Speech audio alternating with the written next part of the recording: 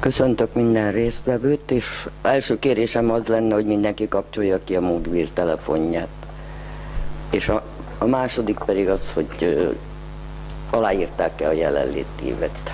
Aki nem, kérem fáradjon a színpad széléhez, és ott alá lehet írni. A gyűlést a Magyarok Világszövetsége szervezte az ukrajnai béke érdekében. Át is adnám a szót a Patrobányi Miklós úrnak. Én akkor oda megyek.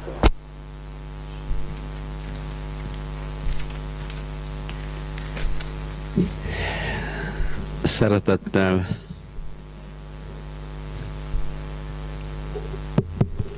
hallatszik? Igen.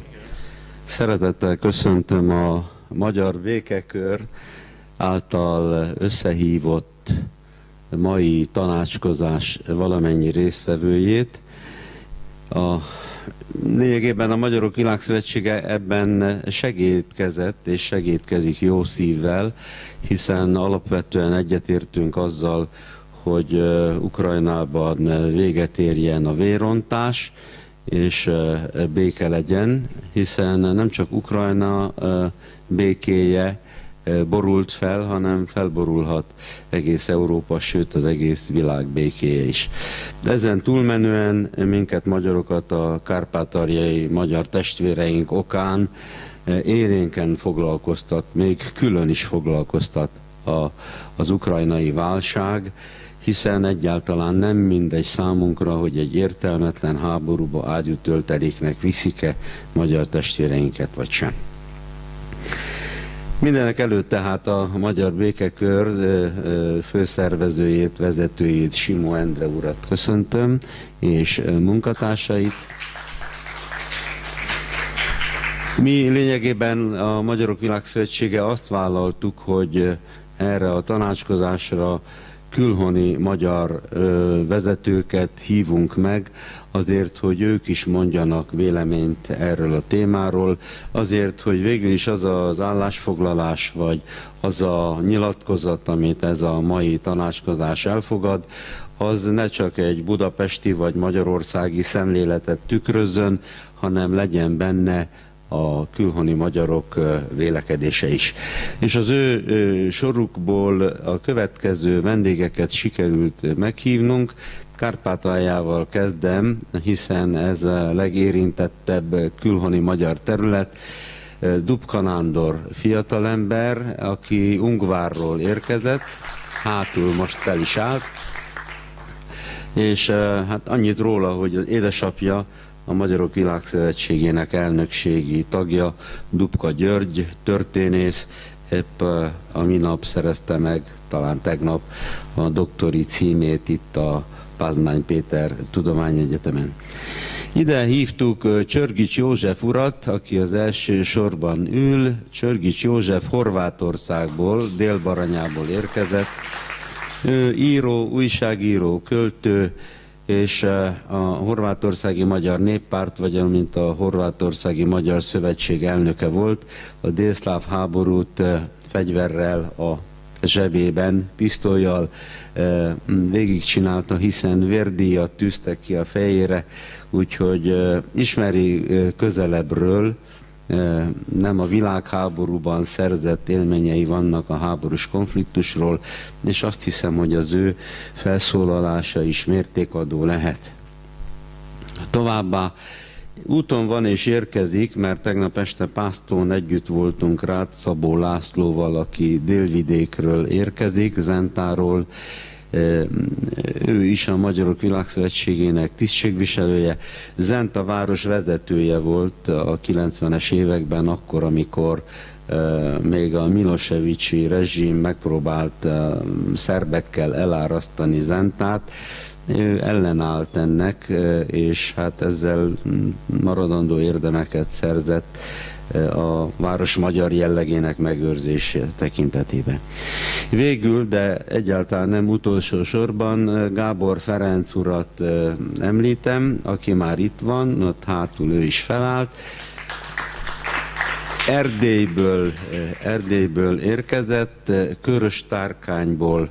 Aki nem tudja, annak meg kell tudnia, Körös-Tárkány a 20. század egyik magyar mártír települése, hiszen 1919. április 19-én Nagyszombaton a védtelen színmagyar falura rárontott a reguláris román hadsereg meg szabadcsapatok, és mindenkit, akit a faluban találtak, lemészároltak. Tehát 91 halott, összeterelték őket a falu közepére, és lekaszabolták őket. Körös-Tárkányban Gábor Ferenc uránbányász volt életében, de költő, író, újságíró, és ő is hát a Magyarok Világszövetsége egyik bizottságának tagja, a Kárpát-medencei Magyar Vértanúság című bizottságunknak a koordinátora. Tisztelt tanácskozás! A bemutatásokon közben megérkezett Rácz Szabó László, üdvözöljük, fáradj ide az első sorba, Csörgis József mellé, már bemutattalak, úgyhogy annyit a mai tanácskozás érdemi részéhez, mint a Magyarok Világszövetségének elnöke, mindenféleképpen el akarok mondani, hogy én nem látok lényegi különbséget a 90-es évek Koszovója és a mai Novorosszia története között. Ugye azt láttuk, hogy Koszovó, ami egy történelmi szerb tartomány, hiszen a szerb nép etnogenezisét is oda teszik. Ebben a tartományban elszaporodtak az albánok, a második világháború idejére már 2/3 voltak, aztán a kommunizmus alkonyára eljutottak oda, hogy 90-valahány százalékos többségbe kerültek, és egy adott pontot az önrendelkezési elv alapján azt mondták, hogy nem kérnek többet Jugoszláviából, önálló államot akartak állapítani.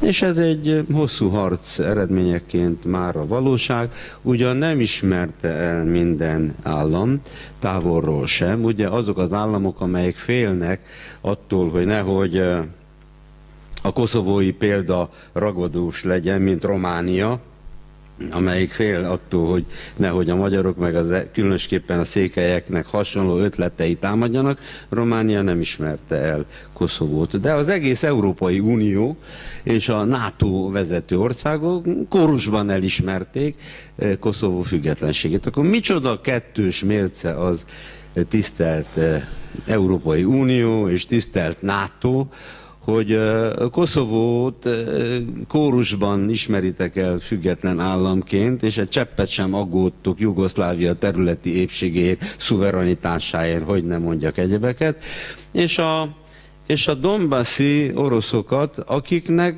fordított viszonyrendszere van, hiszen nem olyan joga van Ukrajnának a Don mentén, mint a szerbeknek Koszovóban, ahol mégis több száz éves szerb múlt nyúlik vissza, hiszen a Donbassban ukrán jelenlét Hruscsov óta van, amióta oda ajándékozták ezeket a területeket Ukrajnának, Szovjetunió keblén belül, akkor majdnem mindegy volt, hogy melyik terület hová tartozik.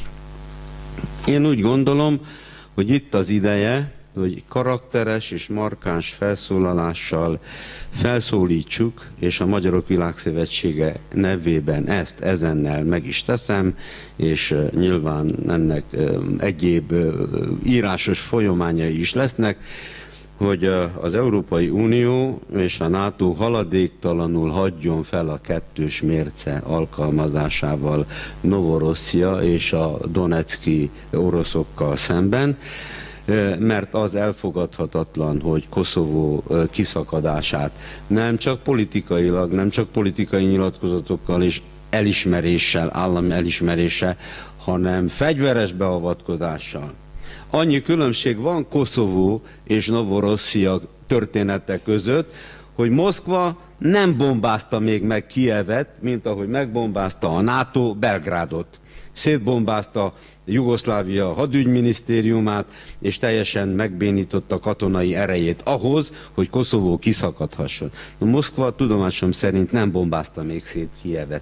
Ezért felszólítjuk kétszeresen a NATO-t és az Európai Uniót, hogy haladéktalanul hagyjanak fel a kettős mérce alkalmazásával, és ismerjék el az Ukrajnában élő népek, nemzetek önrendelkezési törekvését. Jelesül a kelet-ukrajnai magukat Novorossziaként népszavazással meghatározó területek és ott élő népek önrendelkezését. Ez a Magyarok Világszövetsége részéről egy elvi alapállás, hiszen a Magyarok Világszövetségének az alapszabálya nem csak az értékeket rögzíti, amelyek mentén a mi tevékenységünk zajlik, nem csak a feladatokat rajzolja meg, hanem a kettő között kinyilatkoztatja az elveket is, és a legfontosabb alapelve a Magyarok Világszövetségének a népek önrendelkezésének elve. Amit egyébként megfelelő ENSZ dokumentumok is alátámasztanak, amelyek kimondják, hogy a népek, minden egyes népnek az önrendelkezési joga az egy teljesen elidegeníthetetlen alapjog, úgynevezett jus cogens, amit nem lehet megkérdőjelezni, és akkor sem lehet megvonni tőle, ha netán nem tartana rá igényt. Hát mindezekkel egyetemben kívánok önöknek máma hasznos tanácskozást, és be is jelentem, hogy a Magyarok Világszövetségét a mai tanácskozásán Bottyán Zoltán alelnök úr képviseli, aki a békekör munkálataiban kezdetek óta részt vesz, és a mai tanácskozás külhoni vendégeinek meghívásában neki sok munkája és fontos szerepe volt. Isten hozta valamennyiüket. Köszönöm, hogy itt vannak. Köszönjük szépen Patrobányi úr hozzászólását, és felkérném a Magyar Szociális Fórum elnökét, Simó Endre urat, hogy szóljon hozzá a témához.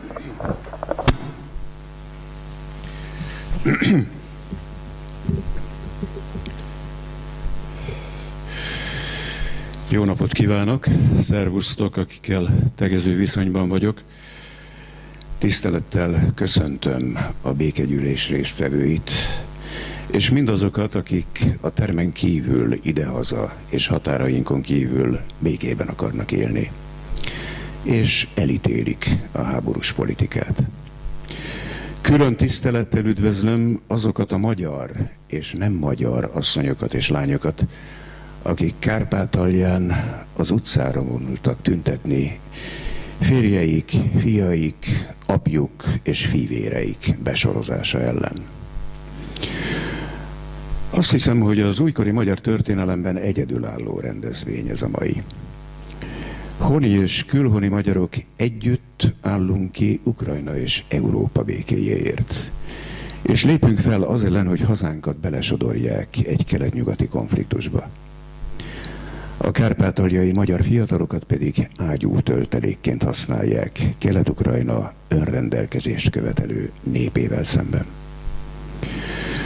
Békegyűlésünk jelentőségét abban látom, hogy sokféle világnézetű emberek is tudnak szót érteni a béke nyelvén, és ezzel példát mutatni a háborúban álló feleknek is, arra, hogy lehet közös nevezőre jutni mindnyájunk közös érdekében, ha megvan hozzá a kellő akarat. Fontos azért is, mert szembeszegülünk a NATO háborús politikájával, amely a demokrácia térhódításaként próbálja feltüntetni a NATO területi terjeszkedését keletre, és felvonulását Oroszország ellen. Nagyon fontos végül azért is, mert békegyűlésünk nem éri be a béke óhajával és a puszta fegyvernyugvással, hanem társadalmi tartalmat is ad a békének, azzal, hogy azt mondja, hogy igazságos és tartós béke csak a népek szabadságának és egyenjogúságának elismerésével, az önrendelkezéshez fűződő joguk biztosításával teremthető meg. Mi magyarok jól tudjuk, mit jelent az igazságtalan béke. Kellő ismeretekkel rendelkezünk arról, mit jelent a klasszikus gondolat, miszerint nem lehet szabad az a nép, amely másokat elnyom. Etikai alapvetésünkből kiindulva állítjuk, hogy Ukrajna is akkor lesz szabad, és tarthat igényt az önrendelkezésre, ha majd elismeri az országot alkotó népek, nemzetiségek, nemzeti kisebbségek szabadságát. Nem lehet igazságos és tartós az olyan béke, amely a népek elnyomásán és fegyveres leigázásán alapul. A jelenlegi kijevi vezetés hadsereget vetett be saját népe ellen. Fegyverrel akarja rákényszeríteni akaratát az oroszok lakta Kelet-Ukrajnára. A NATO katonailag, anyagilag és propaganda gépezetével segít neki. Lehull az állarc azokról, akik emberi jogokról és szabadságjogokról papolnak, közben megtagadják ezeket a jogokat 7,5 millió orosztól, 170 000 magyartól, és meg annyi más nemzeti kisebbségtől, mely Ukrajnát alkotja. Nekik addig fontos a népek szabadsága, ameddig az ő érdekeiket szolgálja. Ukrajnára azért van szükségük, hogy kiterjesszék rá a NATO hatáskörét, egészen az orosz határig. Megszegték Jaltát, és megszegték Máltát. Most pedig találtak egy vezetőt, Petro Poroshenko személyében, aki már csak azért is kész háborúzni az oroszokkal, mert nagyvállalkozóként maga sem a népek szabadságában, hanem a profitszerzésben érdekelt. Szemünk előtt alkonyodik be a liberális szabadság eszme fölött. Szemünk láttára veszik semmibe milliók életét a demokrácia és az emberi jogok nevében. Különösen gyalázatosnak tartjuk, hogy annak a katonai szövetségnek a vezető hatalma, amelyhez Magyarország is tartozik, szótlanul eltűri, hogy kárpátaljai magyar testvéreink százait sorozzák be, és küldjék a kelet-ukrajnai frontra, hogy azután sokukat közülük koporsóban hozzanak haza. Eltűrik, hogy Kijev megtagadja a kárpátaljai magyaroktól a képviseleti jogot az ukrán parlamentben, és az Ukrajnában élő nemzetiségek elnyomásának eszközéül használjanak fel minket, magyarokat. Miféle szövetség az olyan, amely semmibe veszi a békéhez és a népek egyenjogúságához, a kelethez fűződő jó viszonyhoz való magyar nemzeti érdeket, és arra ítéli hazánkat, hogy rendelje alá jogos érdekeit az Egyesült Államok és a NATO katonai és gazdasági terjeszkedéshez fűződő érdekeinek. Fegyvert szállítanak Kijevnek, hadgyakorlatot tartanak Ukrajnában Rapid Trident fedőnévvel, feszültséggócot idéznek elő határainktól pár száz kilométerre, semmibe véve Magyarország békéhez, biztonsághoz és nyugalomhoz fűződő érdekét.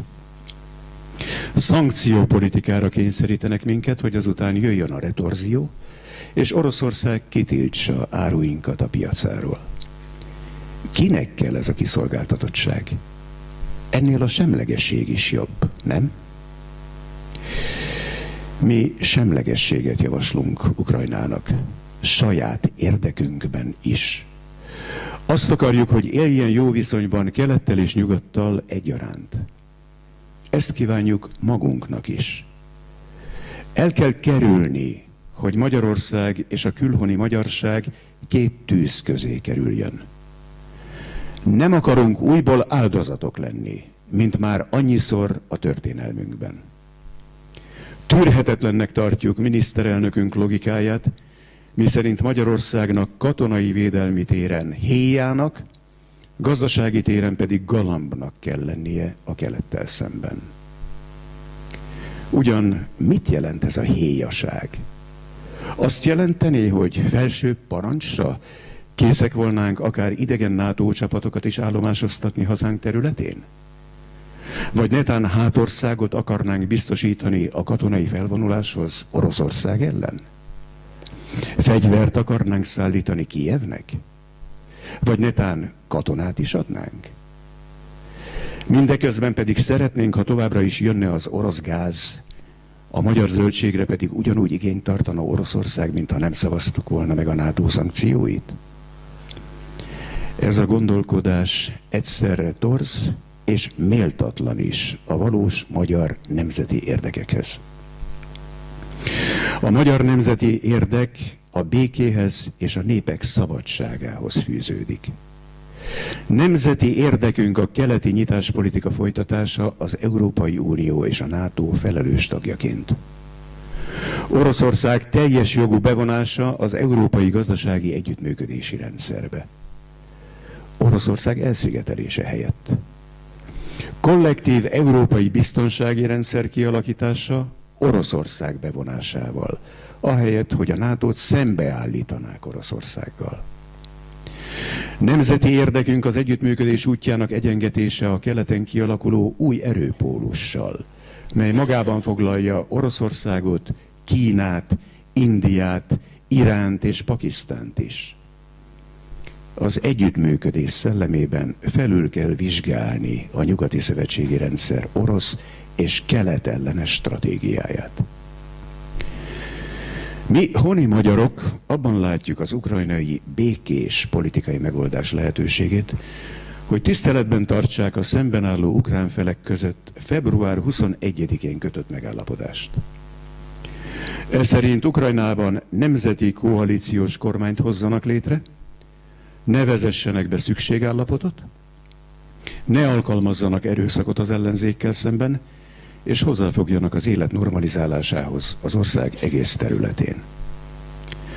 A Magyar Szociális Fórum szervezte békekör véleménye szerint ebből a megállapodásból kiindulva olyan föderációvá kell átszervezni Ukrajnát, amelynek leendő új alkotmánya maradéktalanul szavatolja népeink egyenjogúságát, szabadságát, autonómiáját, a kiváláshoz való jog, azaz az önrendelkezés elismeréséig bezárólag.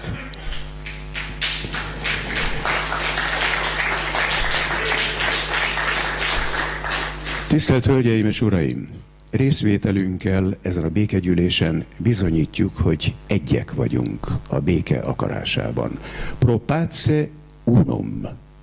A felhívásunkban foglaltakhoz hűen mondjunk nemet a háborúra, ne hagyjuk, hogy minket magyarokat is belesodorjanak. Ítéljük el, hogy a kijevi kormány hadsereget vet be a saját népe ellen.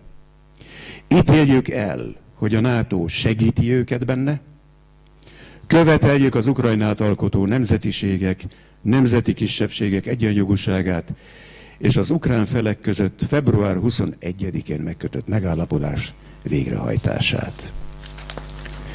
Hirdessük együtt, hogy tartós csak olyan béke lehet, mely igazságot szolgáltat a népeknek.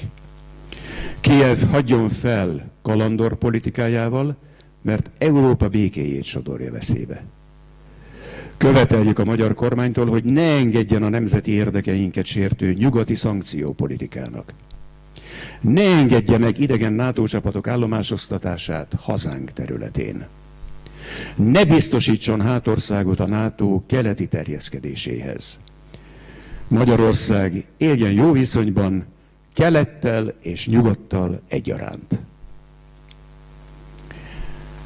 Számolnunk kell azzal, hogy nem biztos, hogy béketörekvésünk, békevágyunk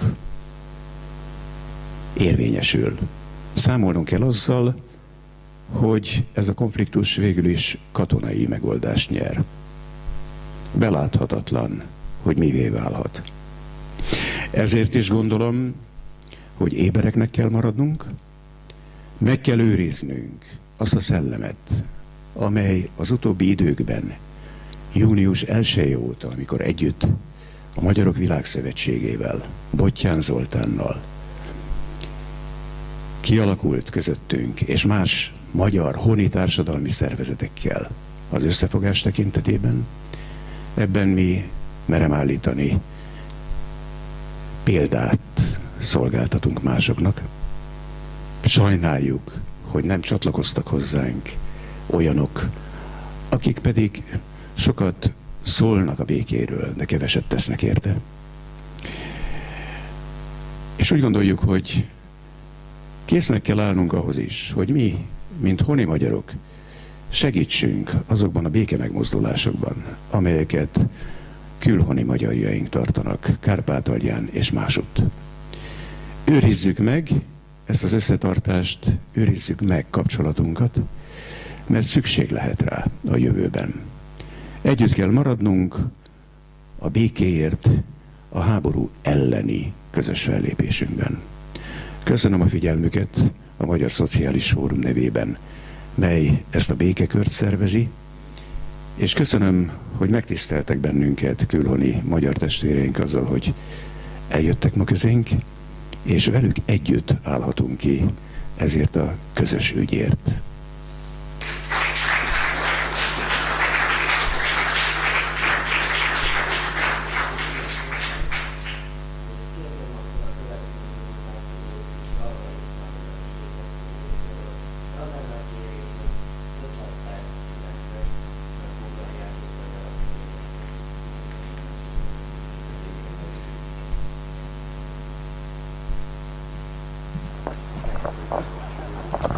Tisztelettel köszöntök minden békeszerető és béke akaró embert. Először egy kiegészítést szeretnék tenni Patrobányi úr beszédéhez. A NATO-nak a magyar kormányok felvonulási területet biztosítottak a jugoszláv háborúhoz. Ennek egy kérése volt a magyar kormányoknak, hogy ne bombázzák a magyar területeket. A NATO rábólintott, és másnap porig bombázta a magyar lakta területeket. Először egy kis történelmi áttekintést csinálnék, másként, mint ahogy a politikusok előadják. Trianonban, kérem szépen, a modern diplomáciát megcsúfolva, amelyik tiltja a kollektív büntetést, a magyar országot és a magyar népet kollektív büntetéssel sújtották. Magyarország elvesztette ipara nagy részét, bányái zömét, területének egy jó részét a magyar lakossággal együtt. Minden környező ország kapott egy részt, magyar lakta területet, magyar lakossággal, és hogy mennyire büntetés jellege volt ennek az egésznek, a vezető, tehát az osztrák-magyar monarchiát vezető állam, Ausztria is kapott egy részt magyar lakta területből.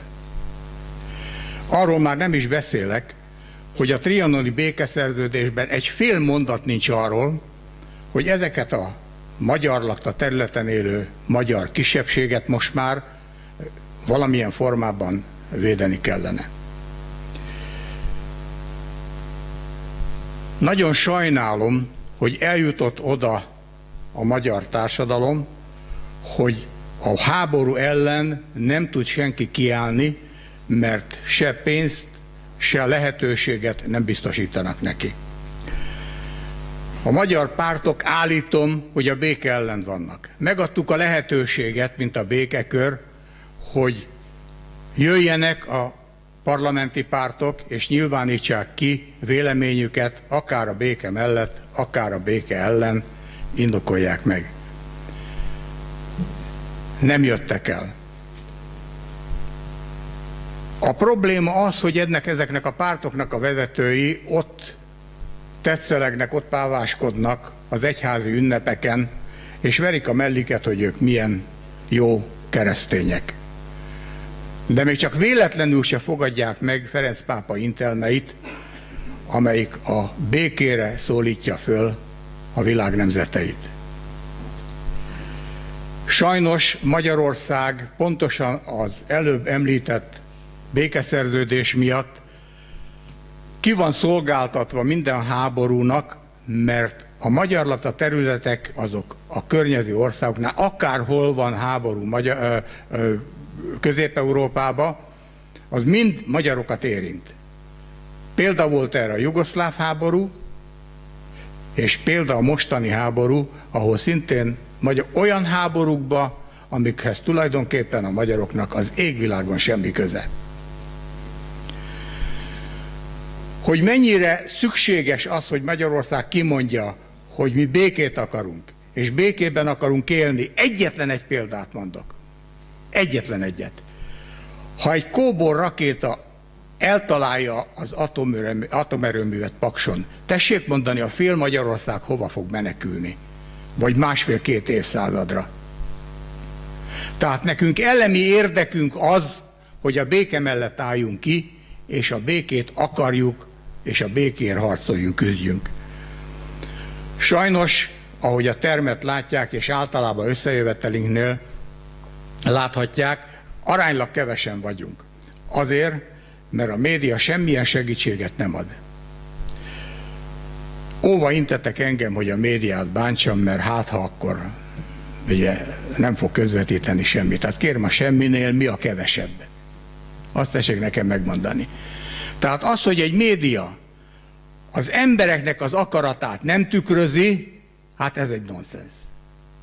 Ez egy borzasztó dolog, hiszen a médiának, minden lapnak tele kellene lenni azzal, hogy kérem, a magyar nép békét akar, nem kéne mást, csak kimenni az utcára és megkérdezni az embereket, mert mi megtettük. És még egyel se találkoztunk, aki azt mondta, hogy kérem, én háborút akarok. Mindenki a béke mellett van. Tehát az újságíróknak nem az elefántcsontoronyból kellene írogatni a hadi jelentéseket, hanem kimenni az utcára, megkérdezni az embereket, és a televízióba, rádióba ordítani, hogy mi békét akarunk, és a lapoknak tele kellene lenni, hogy igenis a magyarok békét akarnak. Ez egy reklám lenne a békének, de sajnos a reklámot a háborúnak csinálják. És nagyon szomorú vagyok, hogy sok ilyen békegyűlést próbálunk szervezni, és az mind 20, 30, 40, 50, 60 ember jelenlétében történik meg, mert nincs egy olyan média, amelyik fölvállalná azt, hogy kérem szépen, ezt mi közhírré tesszük, és ennek mi reklámot csinálunk. Sajnos jelen pillanatban ez van Magyarországon, és én nagyon szomorú vagyok, hogy erről kell önöket tájékoztatnom. Mert a magyar emberek, higgyék el, mindenki békét akar. Nagyon kevés az, aki nem akar békét. És nem kapunk sehol reklámot, és ők se kapnak ezáltal megszólalási lehetőséget. Köszönöm, hogy meghallgattak.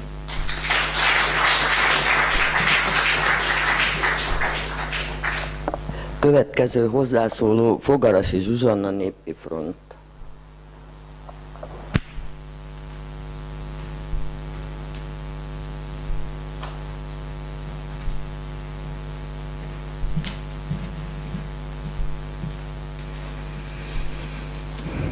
Kedves jelenlévők, kedves béke iránt elkötelezett magyarok és nem magyarok, szeretettel üdvözlök mindenkit.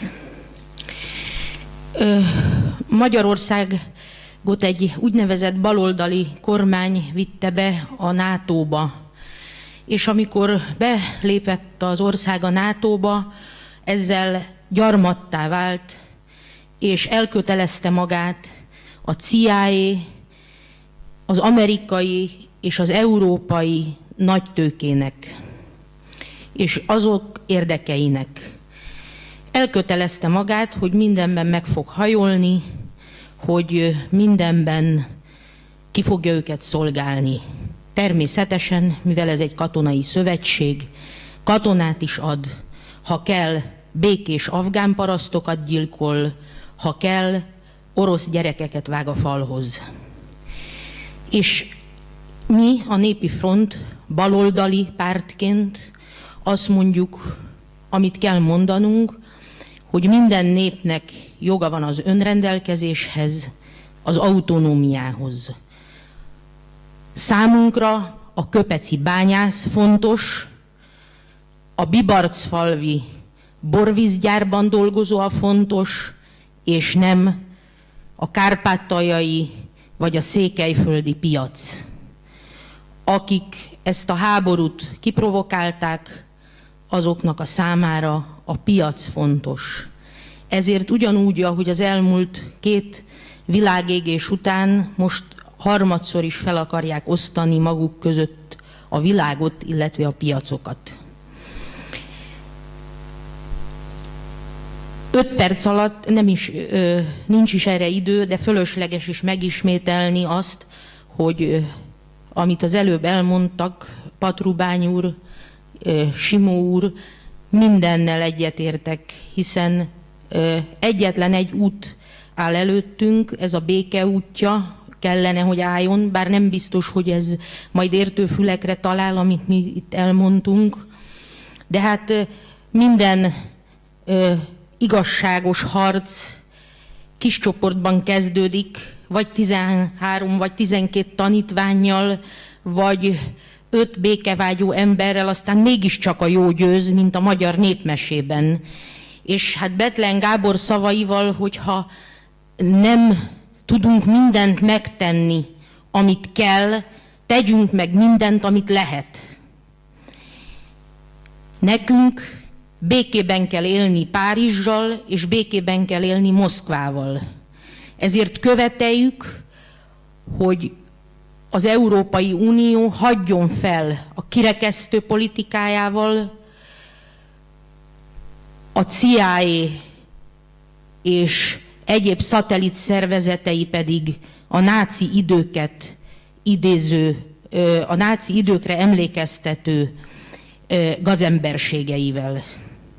Legyen béke Európában, és álljunk ki emellett mindannyian.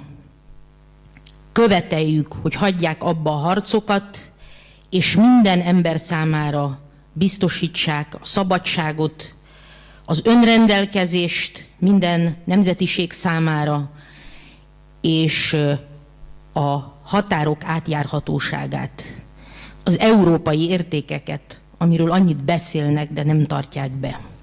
Köszönöm.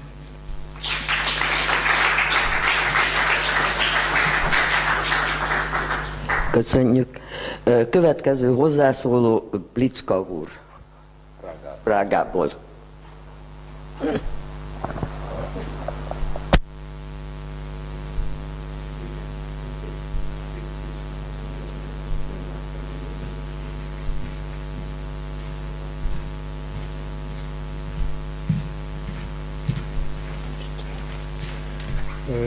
Ladies and gentlemen, Damen und Herren, vážení přátelé, hölgyeim és uraim, kedves barátaim, mám vám řídit pozdravy z Prahy, z Varšavy i z Berlína. Együttműködünk Lengyelországgal, és ők is üdvözlik Önöket, a lengyelországi barátaink. A zároveň mnohokrát děkuji za pozvání na toto vaše shromáždění. És köszönjük, hogy itt lehetünk ezen az eseményen. A dovolte mi, abychom vám vyjádřili podporu. És engedjék meg, hogy megköszönjük, hogy támogathatjuk Önöket ezen az eseményen. Zde jsme sice pouze dva. Itt csak ketten vagyunk. Ale za námi stojí ještě další množství lidí. De sok ember támogat minket. Po celé Evropě. Egész Európában. Kteří mají stejný názor. Akiknek ugyanaz a véleményük.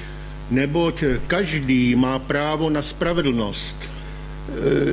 És mindenkinek joga van a igazságossághoz.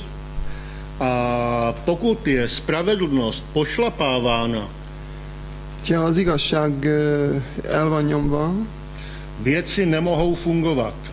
Akkor a dolgok nem működnek úgy, ahogy kellene. Tento svět ovládá zhruba 6 000 lidí. Ezt a világot körülbelül 6000 ember irányítja. My tyto lidi známe, umíme je pojmenovat. Ezeket az embereket ismerjük, és meg is tudjuk őket nevezni. Jsou to ti různí Rockefellerové, Rothschildové a další. Ezek többek között a Rockefellerovék, a Rothschildovék, kteří tahají opratě tohoto světa, akik mozgatják ezt a világot proti vůli drtivé většiny obyvatel této planety. az emberek többségének érdeke ellen. Maďarský lid A magyar emberek byl poškozen Trianonskou smlouvou, Szóval a magyar emberek a trianoni békével meg lettek károsítva, a byla na něm spáchána historická nespravedlnost. és ez történelmi igazságtalanság. Každý...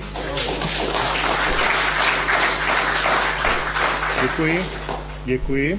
Köszönjük. Každý národ má právo na spravedlnost. Minden népnek joga van az igazsághoz. My z Habeas Corpus Mi a Habeas Corpus szervezet nevében působíme v řadě zemí Evropské unie i mimo Evropskou unii. Egész Európai Unióban és az unión kívül is tevékenykedünk. A snažíme se lidem vysvětlovat pravý stav věcí. És próbáljuk az embereknek elmagyarázni.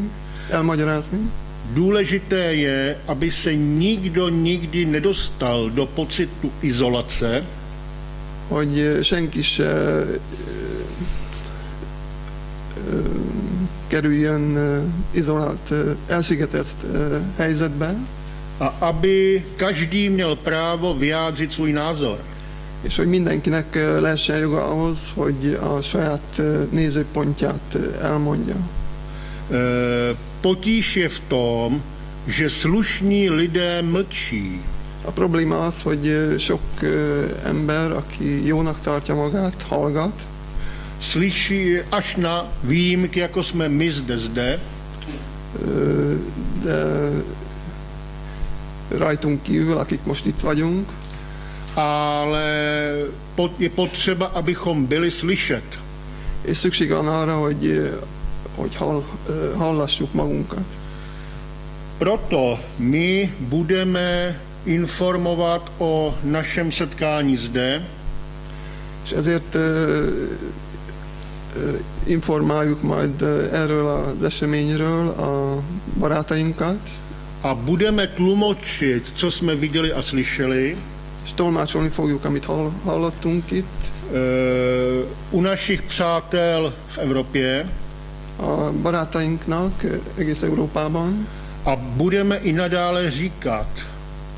És továbbra is fogjuk mondani. Vážení, je potřeba naslouchat.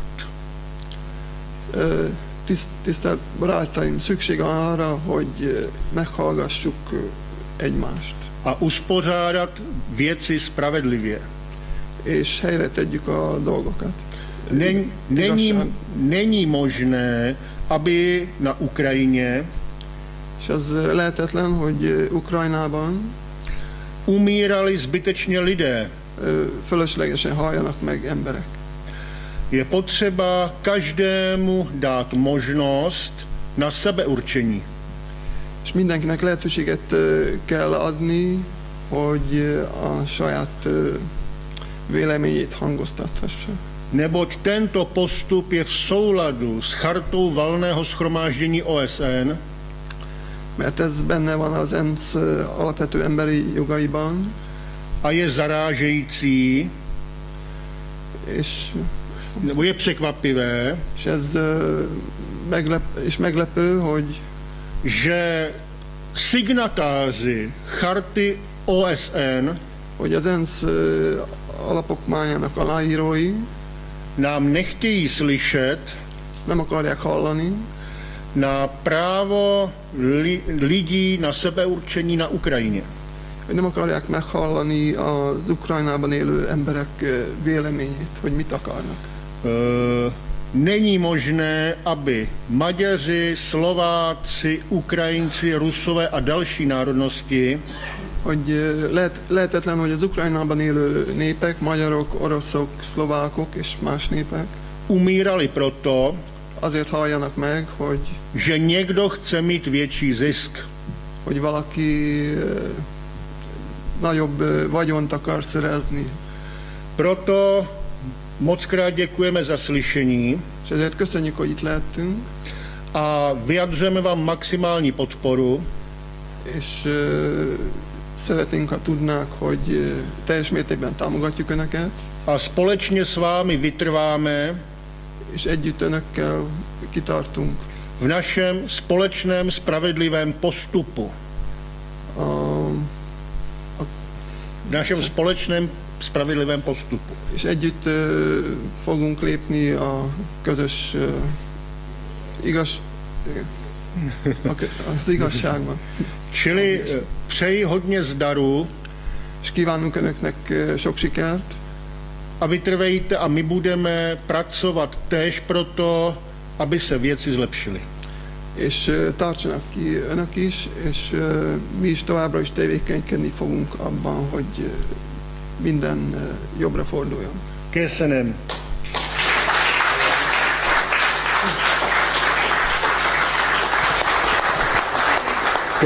Köszönjük, gyengülünk.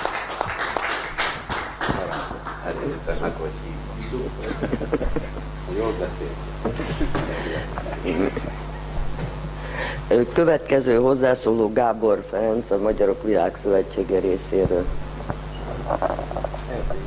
Erdélyből.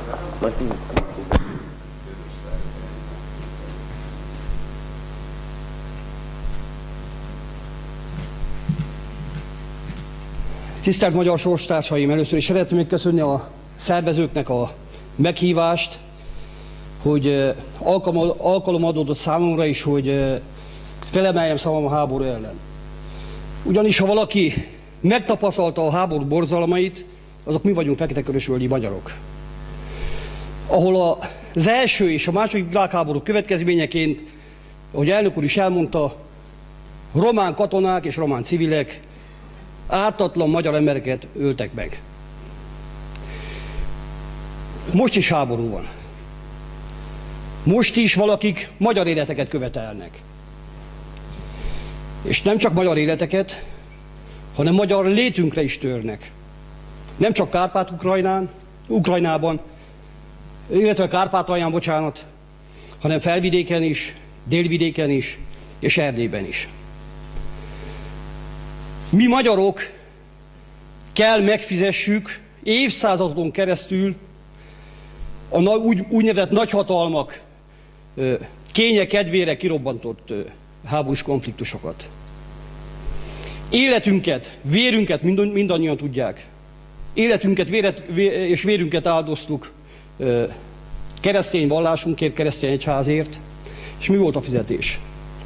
Anno, amikor a római pápa ott járt Romániába, a bukaresti románokat látogatta meg, és nem a katolikus székelyeket, akik annyiszor áldoztak a katolikus vallás oltárán. Vérünket ott ontottuk úgynevezett nyugati civilizációért.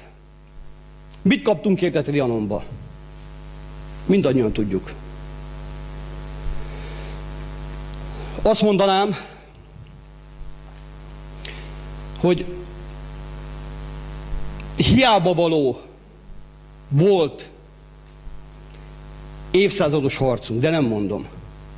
Nem mondom, mert a folyamatos harc, folyamatos háborúk, amelyben bekényszerítettek bennünket. Bízom abban, hogy meginasítottak, izmosítottak bennünket, mint nemzet. Most ez a háború, illetve az ellenünk viselt évszázados háborúnak a tapasztalatait, ha levonjuk, ki kell jelentsünk azt, hogy nem érdekel bennünket a mások háborúja. Nekünk nem ellenségeink sem a románok, sem az ő ellenségeik. Nem ellenségeink az ukránok, sem az ő ellenségeik. Nem ellenségeink sem a szlovákok, sem a szerbek, sem az ő ellenségeik. Nekünk nincsenek ellenségek, nekünk nem kellenek ellenségek. Mi a magyar béke háborúját kell megvívjuk. És mi ez? Ez az a háború, amely a megmaradásunkat kell, hogy eredményezze. Bizonyára nem követeltünk tőlünk vért. Csak következetes kiállást önmagunk mellett, családjaink mellett, közösségeink mellett és a magyar nemzet mellett. Nem kell elmenni a vérünket ontani fegyverrel a vállunkon. Arra a helyre kell vigyázzunk mindannyian, ahol az Isten és a nemzet rendelt bennünket. Én, te és mi mindannyian. Azt a helyet kell megőrizzük, ahol vagyunk. Sem én, sem a fiaim biztos nem fogunk idegen érdekekért harcolni. De ott maradunk helyben, ha vérünk is kell hullajtsuk, mint annak idején a köröstárkány, a kisnégerfalviak, magyar remeteiek, gyantaiak, akkor nem lesz hiába való ez a háború. És akkor biztos vagyok benne, ahogy én tegnap pásztorra elhoztam 3 mártír falu véráztatta földjét, biztos vagyok benne, hogy lesznek unokáink, dédunokáink, ha el is keressünk ebben a háborúban, akik majd a magyar összefogás halmára elhozzák azt a földet, ahol mi, amelyet mi megvédtünk, megőriztünk. Azt a földet, ahol még állnak gyepűink és végváraink.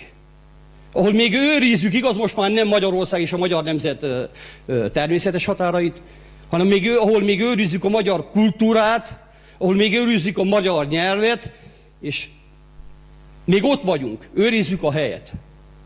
Ehhez a háborúhoz kívánok én mindenkinek erőt, kitartást és magyar gerincességet. Köszönöm, hogy meghallgattak.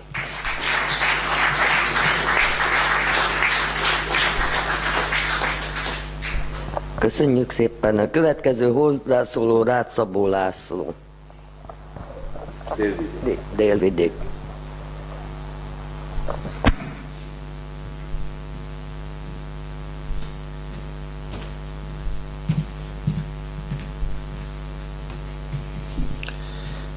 Tisztelettel köszöntök mindenkit, és nagy... Emeljem föl, nem hallatszik? Így, jobb most már? Jó, tehát tisztelettel köszöntök mindenkit, aki itt van ezen a mai tanácskozáson.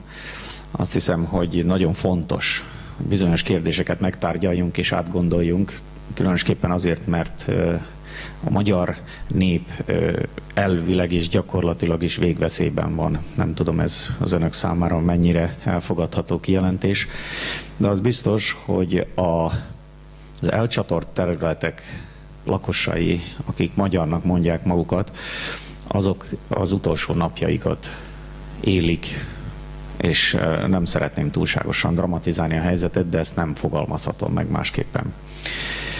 Hogy átérjünk egy kicsit arra, hogy milyen világban is élünk, az egyik nagy gondunk ezzel a világgal az az Európai Unió példának okául, amely Európai Unió gyakorlatilag egy másik, ahogy itt már említették, vezető, gazdag embereknek a megszállása alatt van. Az Európai Unió egy megszállt terület.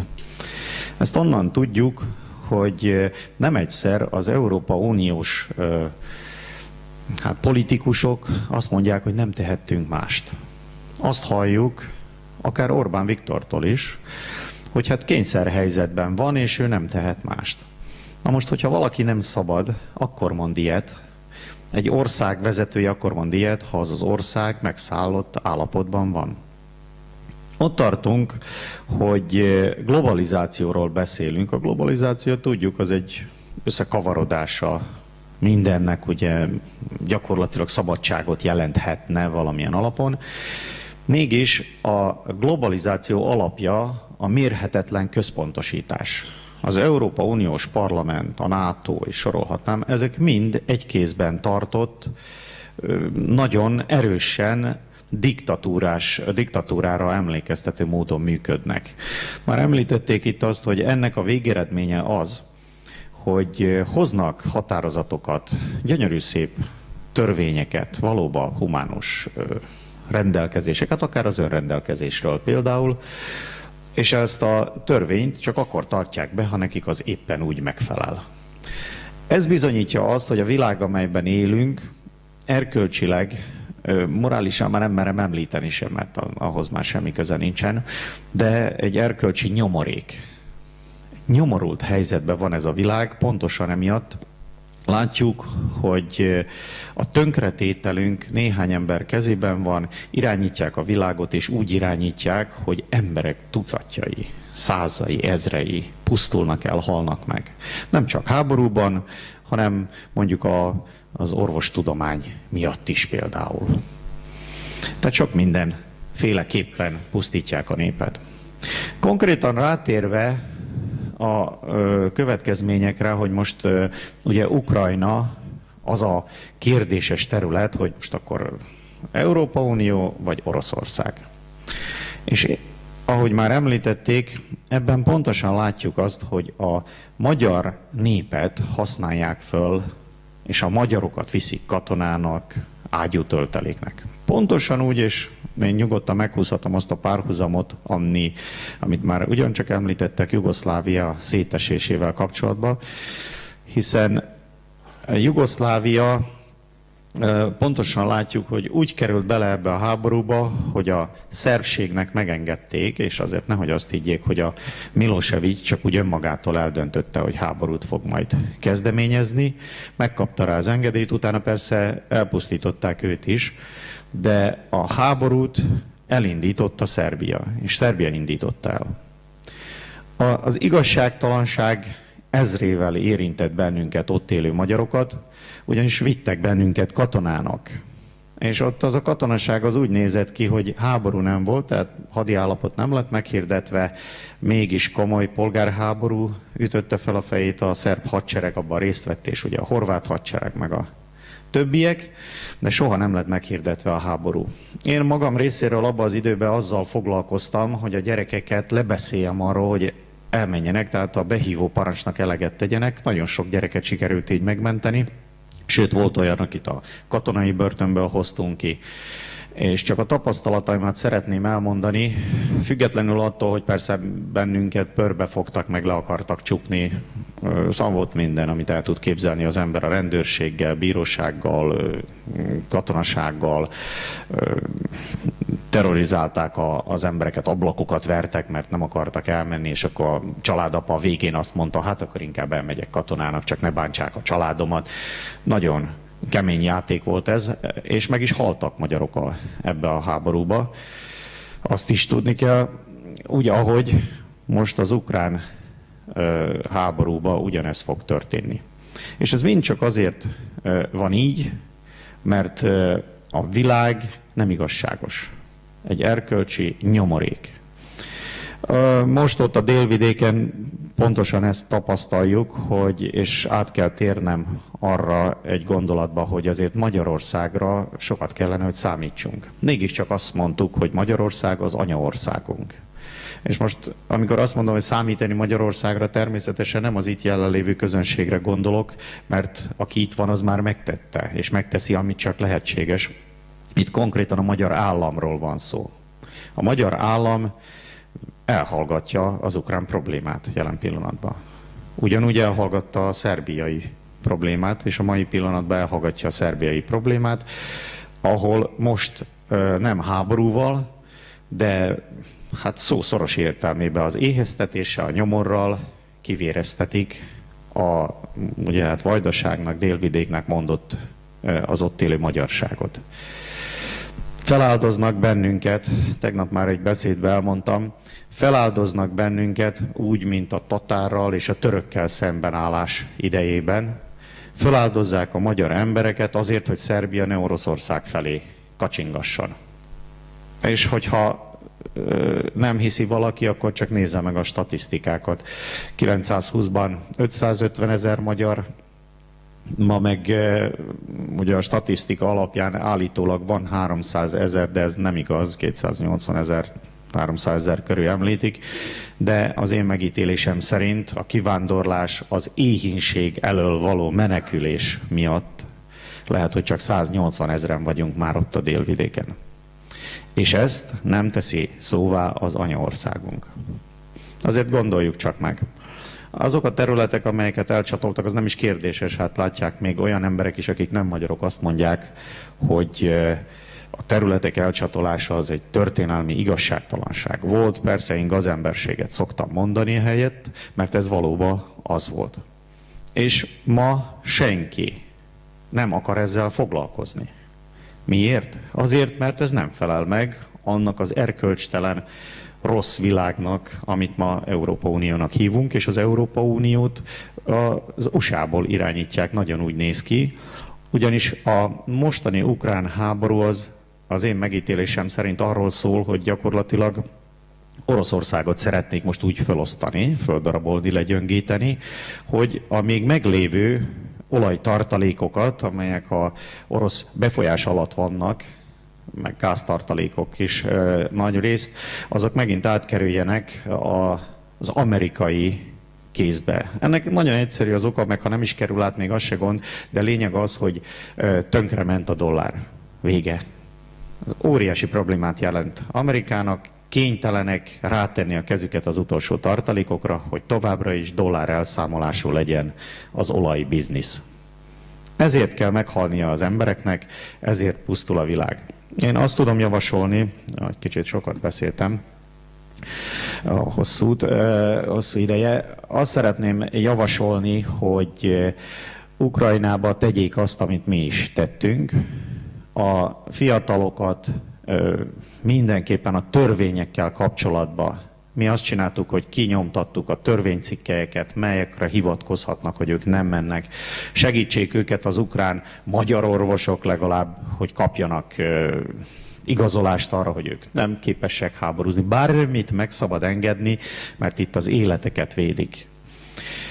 Nagyon fontos ismerni az ukrán törvényeket, mennyire köteles ő elmenni, mennyire nem köteles. Van, akinek ugye 2 gyereke van, akkor azért nem, egyedül neveli, azért nem. Tehát rengeteg ilyen lehetőség van. Ezeket mindenképpen fel kell használni, mi is ezt tettük. Mi elmentünk persze a hadügyminisztériumba is, egyik szívbeteg gyereknek nem ismerték el, pedig önnek ilyen kamrák között a vér rosszul folyt, vagy átfolyt, ilyen nagyon komoly problémája volt, horgos illetőségű, és mégis elvitték a katonai börtönbe, mert nem tett eleget a behívó parancsnak, és mi a katonaügyi minisztériumba elmentünk, hát meg szabad talán említenem Balla Laci, itt a Világszövetségben is, mert mi ketten, hát Lajos Laci egyébként mind a 2 nevét használja. Mi ketten voltunk azok, akik ezzel komolyabban foglalkoztunk, és hát a hadügyminisztériumban az asztalt vertük. Nagyon érdekes módon nem bántottak bennünket, később emiatt legalábbis nem. Úgyhogy azt kell tudni, hogy azok, akik viszik katonának a gyerekeket, azok is félnek. Ők pontosan úgy félnek, nem tudják, mi lesz ezután, nem tudják, mi vár rájuk, mert tudjuk, milyen a világ. Ma hős vagy, holnap meg börtönbe visznek azért, mert háborús bűnösnek tekintenek, mint ahogy én azt mondom például a NATO-ról, az amerikai hadseregről, hogy ők gyakorlatilag háborús bűnöket követnek el napról napra. Ez egy katasztrófa, ami ebben a mai világban történik, és a világot fel kell ébreszteni az embereknek. Tudjuk mi, hogy egy katonai hadserege nem tudunk szembe menni, nem is akarunk, mert mit háborúzzunk mi fegyverrel. De az emberek, hogyha elítélik ezt, és hangosan, minden ember elmondja, hogy én elítélem az amerikai agressziót, elítélem az európai agressziót, előbb-utóbb tele lesz a világ ezzel, és ez meg tudja őket változtatni. Ettől megijednek. Én azt láttam a szerb hadseregen, hogy ők is, amikor már nagy volt a hang, akkor megijedtek. Nem merték már a gyerekeket bántani, igaz, hogy padlásokon bujkáltak, mindenhova elhúzódtak, átjöttek Magyarországra, és így tudtak megmenekülni, és lám-lám elmenekültek, és egyszer csak vége lett az egésznek, és nem kellett meghalniuk. Az ukrán fiúknak ugyanezt tudom javasolni, bárhova, hát bújjonak el, segítsen rajtuk a család, és valahogy biztosan vége lesz ennek a háborúnak, és el se fog sokáig, vagy úgy, hogy az oroszok győznek, vagy úgy, hogy a NATO bevonul, vagy még egy nagyobb háború lesz, mert azért ezt is ott van a levegőben, akár kitörhet a 3. világháború ebből, mert az oroszok se gyöngék. Azért nem kell őket lenézni, és hogyha a hát majd úgy mondom, a nyugati hadseregek, mert ezt nem is tudom már másképp hogy nevezni, a nyugati hadseregek, hogyha túl erőszakosak lesznek, bevetnek komoly fegyvereket, nagyon komoly háborúra lehet számítani. Az én megítélésem ez természetesen, csak a tapasztalataimra tudok hivatkozni, és akkor érdekelté válik majd a Közel-Kelet gyorsan, érdekelté válik Kína. Nagy világégés is származhat ebből a kalandor viselkedésből, amit most tapasztalunk. Hát én köszönöm, hogy meghallgattak, és elnézést, hogy hosszabb voltam, mint a többiek, de szerettem volna elmondani, hogy ami a legfontosabb az, hogy ezeknek a gazembereknek ne higgyünk. És egy szavukat nem szabad elhinni, ezek csak azt nézik, hogy ők hogy fognak jól járni. Gangoskodnak, az ő gyerekeik nem mennek katonának, nem lövik őket ott. Ők szépen ülnek a villájukba, a Karib-tengeren szórakoznak, miközben a mi gyerekeink pedig meghalnak a háborúba. Ne fogadjuk el, ezt egyszerűen nem szabad megengednünk, és ezzel nagyon keményen szembe kell szállni, akár egy ilyen tanácskozással is. Egy ilyen tanácskozás is nagyon sokat számít, amiről azt mondják majd, hát ez semmi, összeüt pár ember. Nem igaz. Ez történelem. Köszönöm, hogy meghallgattak.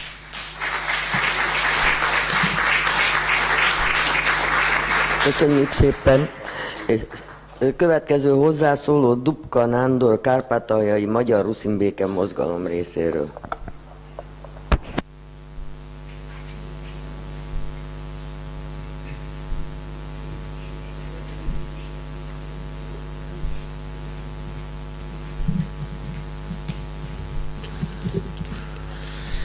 Tisztelt elnök úr, tisztelt jelenlévők, Páks Tomi, békesség legyen veletek.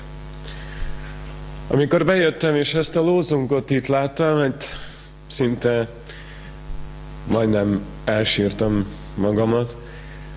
Kárpátaljai magyarok és kárpátaljaiak nevében szeretném kifejezni hálámat. Köszönöm. Köszönöm azt, hogy meghallottátok azt a hangot, hogy segítségért kiáltunk. Köszönöm azt, hogy kiálltok a béke mellett, mert ahogy Gandhi is mondja, aki a háborúért van, vagy az erőszakért, az olyan, mintha meginna egy mérget, és belülről fogja emészteni. Mi a békéért vagyunk, a békéért állunk ki, és ez fogja felvirágoztatni Európát, elsősorban Magyarországot. Ami az aggályokat illeti, ugye ez egy történelmi hely, mert innen indult el egy olyan mozgalom, ami ugye ti is meghallottatok. Sajnos azt kell, hogy kijelentsem, hogy jelen pillanatban Ukrajnában egy olyan háttérhatalom munkálkodik, ami fasiszta elveken alakult meg. Ezt a terrorista sejtet, nevezzük nevén, jobbszektornak hívják. Ez a jobbszektor döntötte el Ukrajnában a politikát, amikor tavaly októberétől kitört az eufórikus forradalom. Ez a terrorista sejt rohamozta meg az elnöki palotát, amikor megtörtént a kiegyezés. 2000 ember rontott be az elnöki palotába, és ezzel kényszerítették menekülésre az akkor hiteles és Ukrajna népe által megválasztott elnököt, Janukovicsot. Miután a puccs megtörtént, ugye a jobb oldal átvette a hatalmat, és az árnyék hatalom, a jobb szektor feltételeket szabott, hogy milyen irányítás, vagy milyen irányba haladjon Ukrajna politikája. Kimerem mondani azt teljes felelősséggel, hogy a jelen helyzetben Amerika akkor összejátszik egy olyan Ukrajnával, ahol fasiszta elvek vannak. Kérdem én, vajon tudnak-e róla az amerikai állampolgárok, hogy a vezetésük vissza akar hozni, és szabadjára akar engedni egy olyan terrorista sejtet, egy olyan ideológiát, ami veszélyezteti Magyarországot, veszélyezteti az Európai Uniót és az egész világot. Amerika kész ezért felelősséget vállalni. Mert ugyanis, amikor Kijevben a puccs volt, akkor maga Catherine Ashton és a finn külügyminiszter már tudott arról, hogy az ukrán terrorista sejt felelős azért, hogy embereket gyilkoltak. Ők ezt elhallgatták. Nem hozták nyilvánosságra. Felteszem a kérdést, miért? Miért tapad a kezükhöz? Mert hallgattak. És ezeket az embereket felelősségre kell vonni. Ha már akkor nyilvánosságra hozzák ezt, akkor emberi életeket lehetett volna megmenteni. Az eltelt időszakban annak lehetünk tanúi, hogy olyan intézkedések kezdődtek el, ami a magyarok regnáltatásáról is szól. Értem én ezt az alatt, hogy hatályon kívül helyezték a nyelvtörvényt, és innentől kezdődött el a fegyveres ellenállás Donyeckben és Luganszban. Én abszolút normális reakciónak tekintem a donyeckijek és a luganszkiak ellenállását, mert vajon ki akar részese lenni egy olyan Ukrajnának, ahol abszolút fasiszta elvek vannak? Ki akar egy olyan vezetés alatt lenni, ahol olyan hősöket akarnak népszerűsíteni, Bandera és Szukhevich, akik a második világháború alatt lengyeleket, szlovákokat és más nemzetiségűeket gyilkoltak meg. Ezeket az embereket Ukrajna hősévé nyilvánították. Elgondolkodtató. És az Ukrajnát, ezzel az Ukrajnával az Európai Unió aláírta a társulási szerződést. 53 Európa parlamenti képviselő tiltakozott. A maradék képviselőknek, akik támogatták, vér tapad a kezükhöz.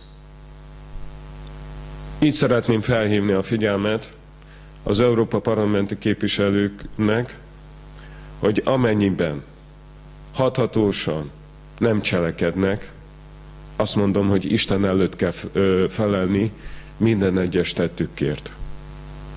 Így szeretném felhívni Kijevnek a figyelmét arra, hogy én fogok tenni arról, hogy a hágai bíróság előtt fognak felelni emberiség ellenes bűncselekményükért. Felelősségre szeretném vonni Ukrajna elnökét, Petro Poroshenkót, felelősségre szeretném vonni Ukrajna miniszterelnökét, Jacenyukot, felelősségre szeretném vonni Turcsinovot, mert ő túllépte a saját hatáskörét. Hogy lehet az, hogy amikor ők háborút gerjesztenek, és a fia, Turcsinovnak a fia megkapta a behívót, akkor ő leváltatja a teljes vezérkart. Nagyon érdekes ez. Ugye kettős mérce, az ukránok menjenek, de az én fiam ne menjen. Kettős mércét alkalmaz Kijev, mert ugye amíg az egyszerű emberek saját életüket áldozzák fel, addig ők valahol jól szórakoznak. És vér tapad a kezükhöz. Továbbá felelősségre szeretném vonni a Svoboda párt vezetőjét, Tjagni Bokot, mert az új nyelvtörvény kidolgozásában kizárólag a Svoboda párt képviselői vettek részt Farion vezetésével. Farion ugye pálcát tört Ukrajna felett. És ez a nyelvtörvény erősen korlátozza az összes, hangsúlyozom, az összes kisebbségeket. Nem csak a magyart, hanem a lengyeleket, a szlovákokat, a ruszinokat, a zsidókat és a románokat, ami azt eredményezi, hogyha egy településen nem haladja meg 50%-ban tehát az ott élő kisebbség lélekszáma, akkor felszámolásra kerül az iskola, asszimilálódik az egész környezet, magyarán mondva egy erőszakos ukránosításról beszélhetünk. Ukrajna jelenleg egy nemzetállam kialakításán dolgozik. Ilyen nem lehet. Kárpátalján rengeteg kisebbség él, és Kárpátalja mindig a béke szigete volt. Én nem kérek ilyen politikából, én nem kérek abból, hogy nemzetállam részesei legyünk. Én nem kérek abból, hogy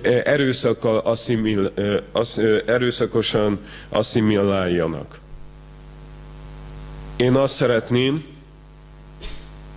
hogy Kárpátalján mindenki megtalálja a békét. Én azt szeretném, hogy jöjjön létre egy nemzetközi koalíció, hogy együtt munkálkodjunk azon, hogy gátat vegyünk ennek a fasiszta elveknek.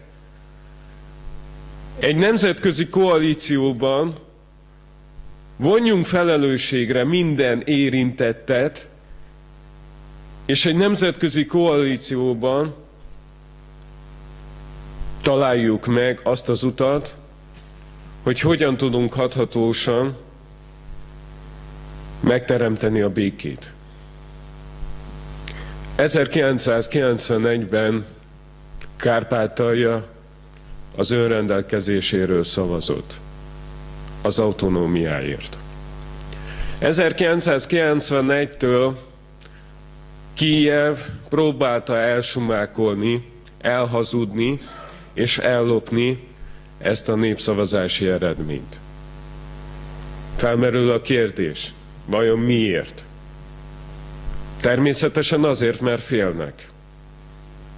Félnek azért, hogyha ez az önrendelkezés érvényre jut, akkor előbb-utóbb Kárpátalja le fog válni. Én most szeretném kijelenteni azt, hogyha márpedig Kijev nem fogja elismerni az önrendelkezés jogát, tehát a népszavazás eredményét, akkor Kárpátalja élni fog azzal a joggal, hogy márpedig akkor mi leválunk. Mi nem kérünk egy fasiszta államból részesei lenni.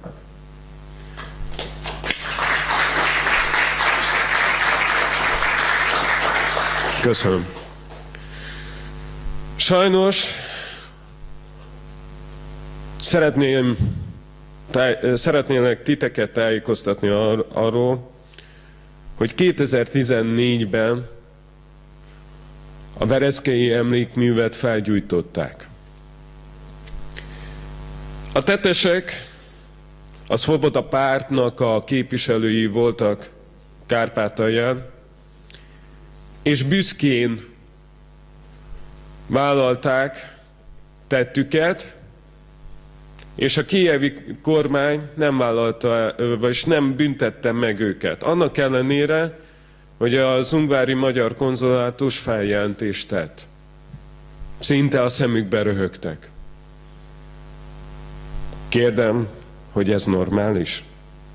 Amikor többször megvezették az emlékműveinket.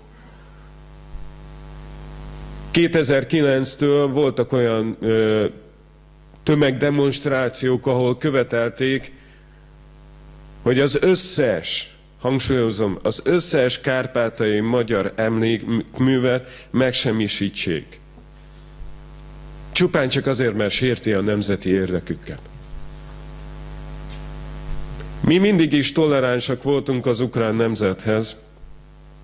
Hallgattunk, tűrtünk. De egyszer betelik a pohár. Amikor azt mondom, hogy elég. Márpedig most ez az a pillanat.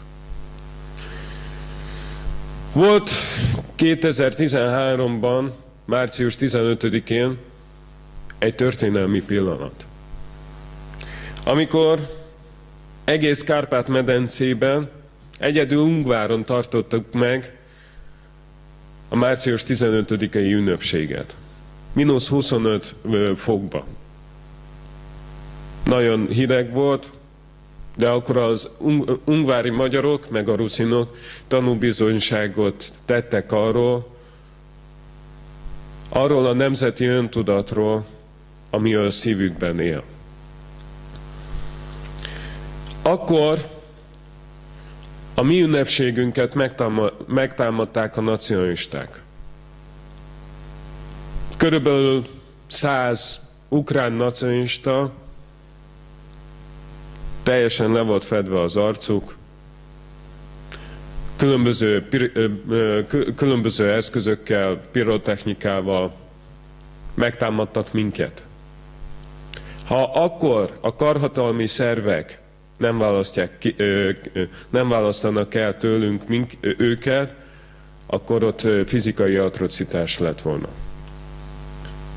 Kérdem én, hagyjuk-e azt, hogy ez a fizikai atrocitás megismétlődjön, és akár ennek szenvedő alanyai lehetnek nem csak a magyarok, hanem más nemzetiségűek is.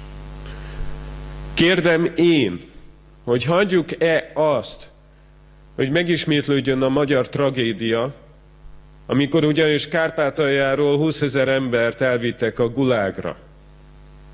Mert ugyanis az ukrán háború az mindenkinek a tragédiája. Mi nem kérünk a háborúból, mi a békéért vagyunk.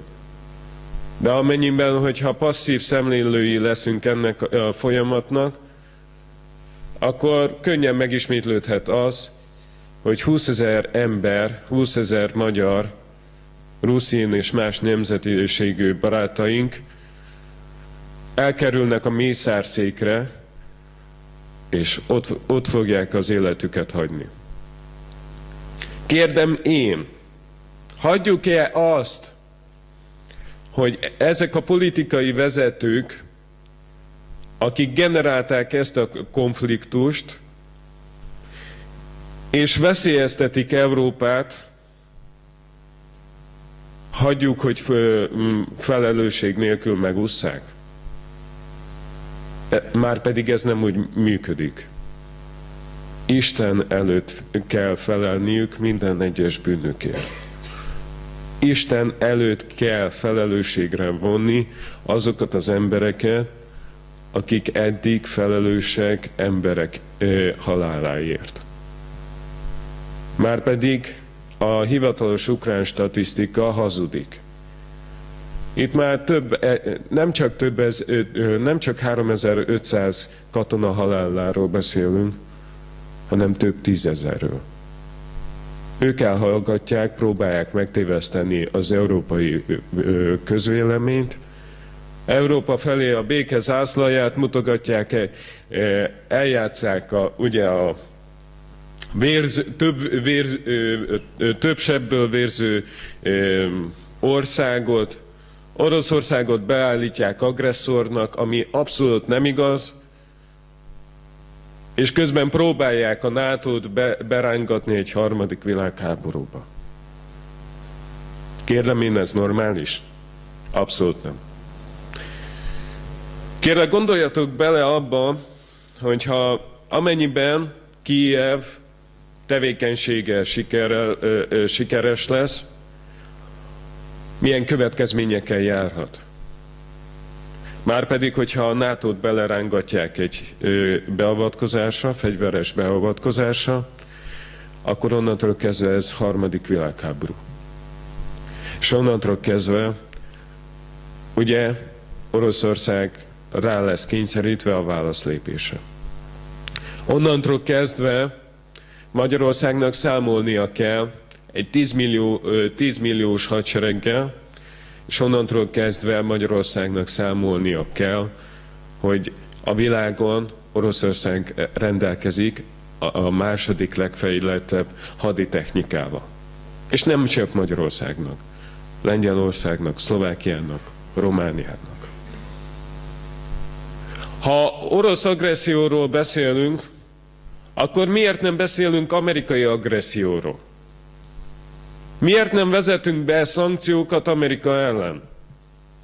Miért nem vonjuk felelősségre Barack Obamát? Ugyanúgy háborús bűnös.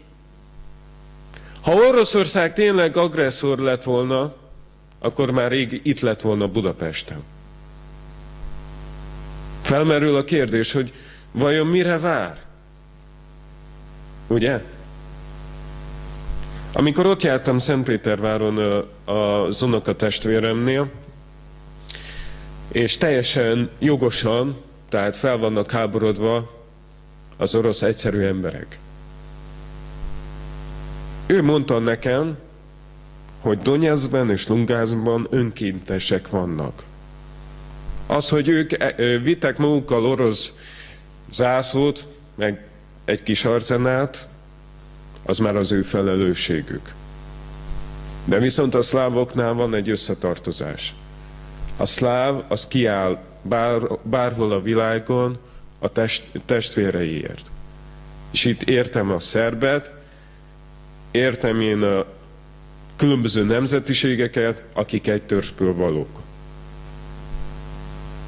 Oroszország nem agresszor, hanem egyszerűen van egy olyan kényszeredett helyzetben, amikor neki minden utat meg kell ragadni, hogy itt béke legyen. Mert ugyanis az előttem felszólalók helyesen látják azt a folyamatot, hogy Oroszországot tönkre akarják tenni annak érdekében, hogy nyersanyagot megkaparintsák. Mondom ezt miért? Mert ugye 2010-től az ukrán fasiszta terrorista sejt módszeresen ki lett arra képezve, hogy fegyveres ellenállásban átvegyék a hatalmat. Az ukrán terrorista sejt célul tűzte ki, hogy a csecsenekkel együtt megdöntsék Oroszországba a hatalmat. Az ukrán terrorista sejt olyan nemzetközileg körözött terroristákkal működik együtt, akik veszélyesek.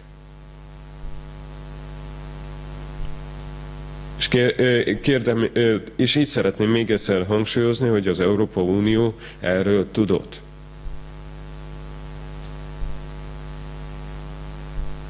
Itt egyszerűen egy rendkívül gyors akciótervre van szükség, mert Kárpátalja sorsa a ti sorsotok is. Ha Kárpátalján meg tudjuk teremteni a békét, akkor itt Magyarországon is béke lesz. Délvidéken is béke lesz. Felvidéken is béke lesz, és Erdélyben is. De hogyha a magyar kormány passzív szemlélője lesz ennek a folyamatnak, akkor ugyanúgy felelős.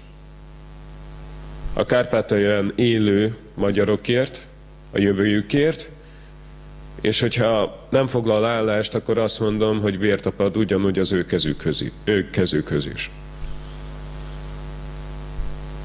Én azt mondom, és meg szeretnélek titeket hívni egy olyan békemozgalomba, hogy egy zászló alatt juttassuk el az információt egész Európába, sőt a világba is, mert a közvélemény és a társadalom teljesen meg van tévesztve.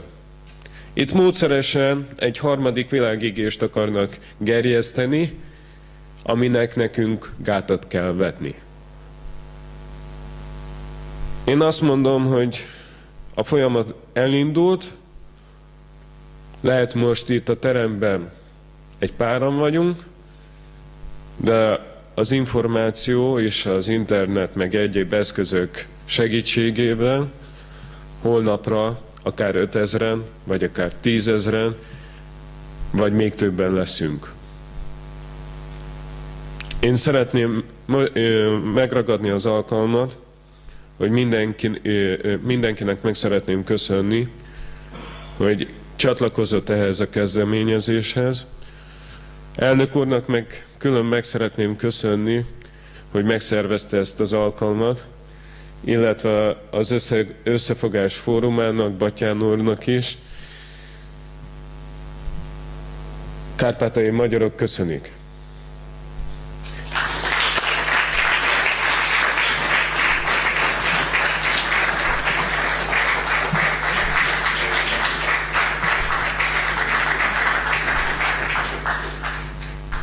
Köszönjük szépen! Következő hozzászóló Csörgics József, Horvátország.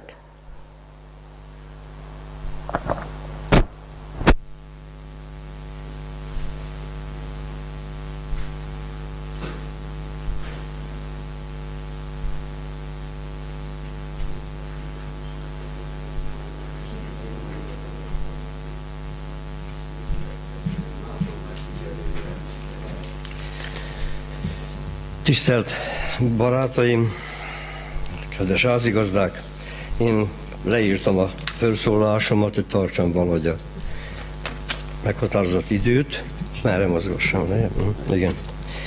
És engedjétek meg, hogy egy honfoglalás kortól a máig érvényes, egyébként különböző módon átfogalmazott mondással, majd hogy nem ima részlettel kezdjem a hozzászólásomat, amely így hangzik, hogy nincs reményünk, jövőnk egymás nélkül.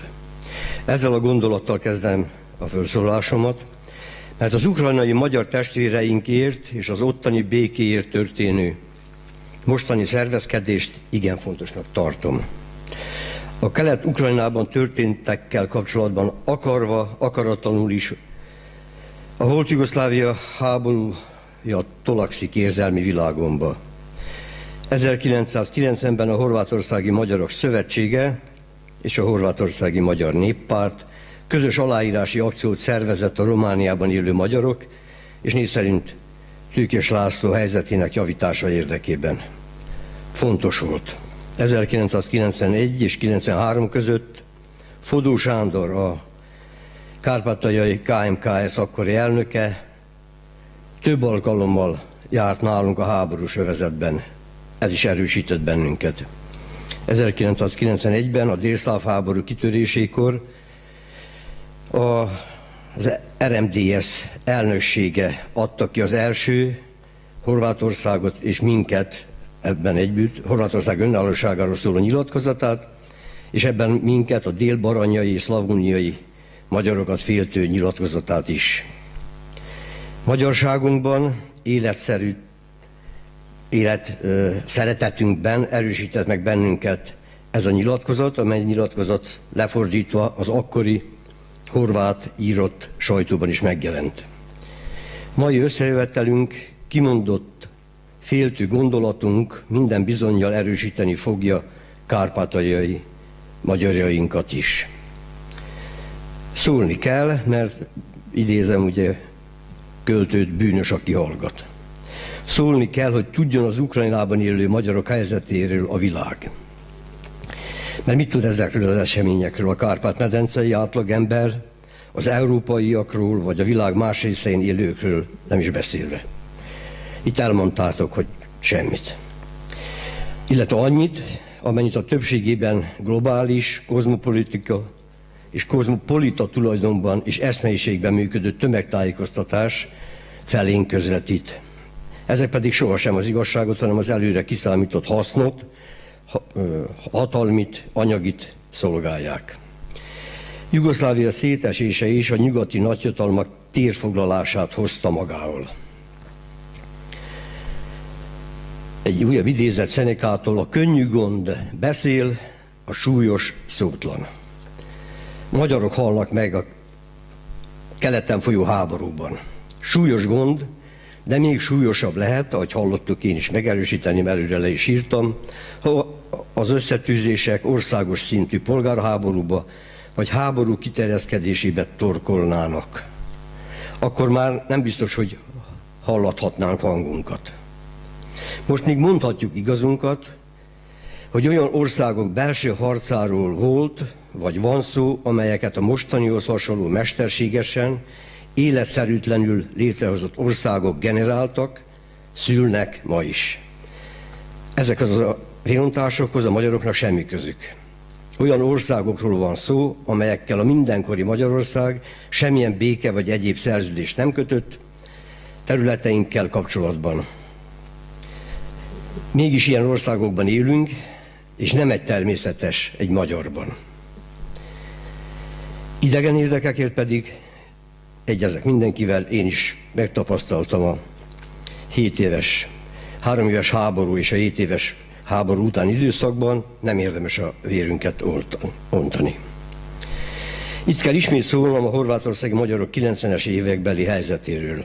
Az más volt, mint a mostani ukrajnai. Ott sem volt esély arra, hogy a magyar területeket visszaadják a magyaroknak. Senki sem tartott, persze rajtunk kívül erre igényt, esélyünk sem volt rá. Két adott helyzetről kellett döntenünk. A szerbekkel vagy a horvátokkal akarunk-e élni. A kulturális, történelmi és részben vallási kapcsolódások, közelségek miatt a horvátokat választottuk. Nálunk, ellentétben a szerbiai magyarok helyzetével, akkori helyzetével nem voltak erőszakos kényszersorozások. Ez hasonló a mostani kelet-ukrajnai helyzethez, illetve az oroszok hozzáállásához. A horvátországi magyarok egy része azért harcolt a horvát gárdában, mert ők is létrehozták a horvát gárdát, ahogy itt is volt kezdeményezés a magyar gárdára, azért, mert vissza akarták foglalni szülőföldjüket a szerb csetnik hordáktól. Haza akartunk menni. A másik oldalon pedig nagy számban voltak erőszakkal besorozott magyarok. Bácskaiak, bánátiak. Lőttük egymást.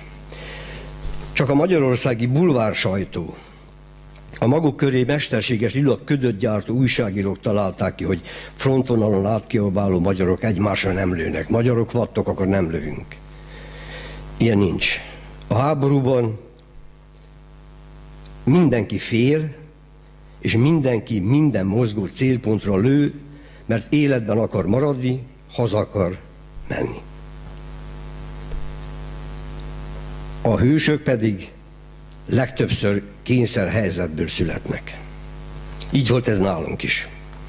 Az országot saját erőből felszabadítottuk, a Baranyi háromszögből vissza kellett vonulnunk, amikor azt is felszabadítottuk, mert a nyugati erők a Daytoni egyezménnyel ezt kívánták. Pedig már elfoglaltuk. És a fegyverrel térünk haza, egészen mások lennének a mai jogaink, mint amilyenekben most élünk. Hazatérésünket Szerbia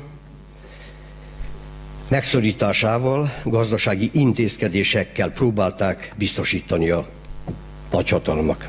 Mi lett az eredménye? Ma együtt kell élnünk a minket elüldözőkkel, házainkat kifosztókkal, családtagjaink, barátaink gyilkosai pedig, sajnálom, de Szerbiában élnek. Idézték a magyar miniszterelnököt, egyezem a kritikával és a idézettel is. Én egy másikat idéznék, amelyben igaza van, amikor azt állítja, és mi is ezt állítjuk mind a mai napig, hogy Ukrajnában háború van. A háborút háborús eszközökkel, vagy tárgyalásokkal lehet megszüntetni. Szankciókkal nem. Tapasztalatom szerint a megszorítások, a gyarmatosító világcégeket szolgálják. A 13. századból eredő belső-ázsiai mondás szerint, amíg el nem vetetted a magot, nem maradhatsz. Amíg nem tetted kockára az életed, nem győzöd le ellenséged. Én is ezt vallom. Megnyugtató számomra, hogy a maihoz hasonló megnyilvánulásokkal elvetjük a magot. Azt a magot, amit a Dubka barátunk is igen komolyan hangoztatott. A kárpátaljai magyaroknak az a feladatuk, hogy elvessék ezt a magot, és a mi feladatunk is ez. És nem az, hogy szint valljanak a két fél közül, ha pedig szint kell vallani, akkor az igazság színe mellett valljanak, és ezt teszik. Azért ellenségük nincs olyan, amelyet le kell győzni. Fele barátunkért minden áldozatot meg kell hozni, csak az ember áldozatot nem. Nincs reményünk, jövőnk egymás nélkül. Jó, hogy ebben a bajban most is összefogunk. Köszönöm.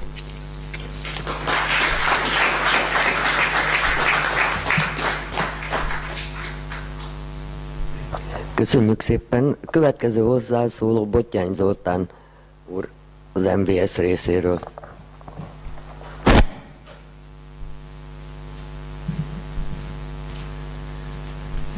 Nem kell megijedni, nem azért hoztam egy paksamétát, mert én is fel akarok olvasni 100 oldalt. Ezt csak dokumentumnak felmutatni hozom ide. És néhány mondatot szeretnék mindössze mondani, mert sok minden és nagyon sok fontos dolog hangzott el, amit kár lenne ismételni. Egy dologban szeretném én összefoglalni azt, amiben a lényeget látom, az egész világon való életünknek a lényegét, és kezdeném egy kis Arany János idézettel, ki azt mondta, hogy hajdanában a világon nem ismertek semmi elvet, az erősebb a gyengébbtől, amit elvehetett, elvett. Ma nem így van. A világot értekezlet igazgatja, az erősebb, ha amit eldönt, összeül és helyben hagyja. Ez Trianon. Ezért, és ez a kezdeményezés úgy indult, legutóbbi előkészítő megbeszélésünkön az is hangzott el, hogy ez nem helyi kezdeményezés. Ez egy európai szintű kezdeményezés, és reméljük, hogy európai szintű fórumok fogják folytatni annak a magnak a tovább hintését, amit, ahogy Csörgics József is fogalmazott az előbb, mi is itt megteszünk. Ez azért nagyon fontos a magyarságnak, azért nagyon fontos a mi világszövetségünknek, a Magyarok Világszövetségének, mert ki kell mondani, hogy nem egy az érdeke a nemzetnek és az államnak. Itt olyan fából, vaskarikáról beszélünk, amikor nemzetállamokról beszélünk, ahol a nemzetállam címszó alatt olyan erőszakpolitikát folytatnak, ami kifejezetten a demokrácia, a liberalizmus, akármilyen tetszetős jelszavakat mondanak, fegyverszünetet, békét, amit valóban csak arra használnak, hogy az embereket erre vagy arra befolyásolják, politikai pártállásokat hozzanak létre, politikai pártokat hozzanak létre, akiket majd ezek a pénzemberek a maguk madzagján erre vagy arra húznak, mert ezeknek a pénzembereknek az aláírása nélkül senki nem jelentkezhet pártvezérnek a világban. Itt Magyarországon se. Röviden, a lényeg tehát az, hogy megmutassák ezek a civil szervezetek, hogy nem csak az állam erőszak szervezete van, hanem itt van a társadalom, itt van a civil élet, és egyszer Móresre kell tanítani ezt a nagyra nőtt világhatalmat minden országban, mindenütt, és a civileknek nem az a dolguk, hogy beálljanak egyik vagy másik pártba, ahogy itt Magyarországon is pártlistára kell szavazni, mert ezek a pártok mind a koncért harcolnak. Ha nem azért akarnak harcolni, azért fognak harcolni, mikor erre a politikai színpadra rálépnek. Nézzük meg a ma színen lévő pártjainkat. Azt remélem tehát, hogy a civil szervezeteknek az európai szintű összefogása meg fog indulni, el fog indulni, és nem úgy fog végződni, mint az első világháborúban a harmadik internacionálé, amelyik 10 éven át hangoztatta, hogy sose fogjuk engedni a világháborút, és mindegyik beállt a sorba, és mindegyik töltötte a világháború lövészárkait. A Magyarok Világszövetsége már kezdettől, ugye, ugyanúgy, mint a Szociális Fórum is, kiállt az emberi igazságos élet megteremtéséért, és az utóbbi időben pedig különösen ugye, szerveztük is a magunk eszközeivel, a magunk lehetőségével, és emellé a Molinó mellé ide teszem még ezt a Molinót is,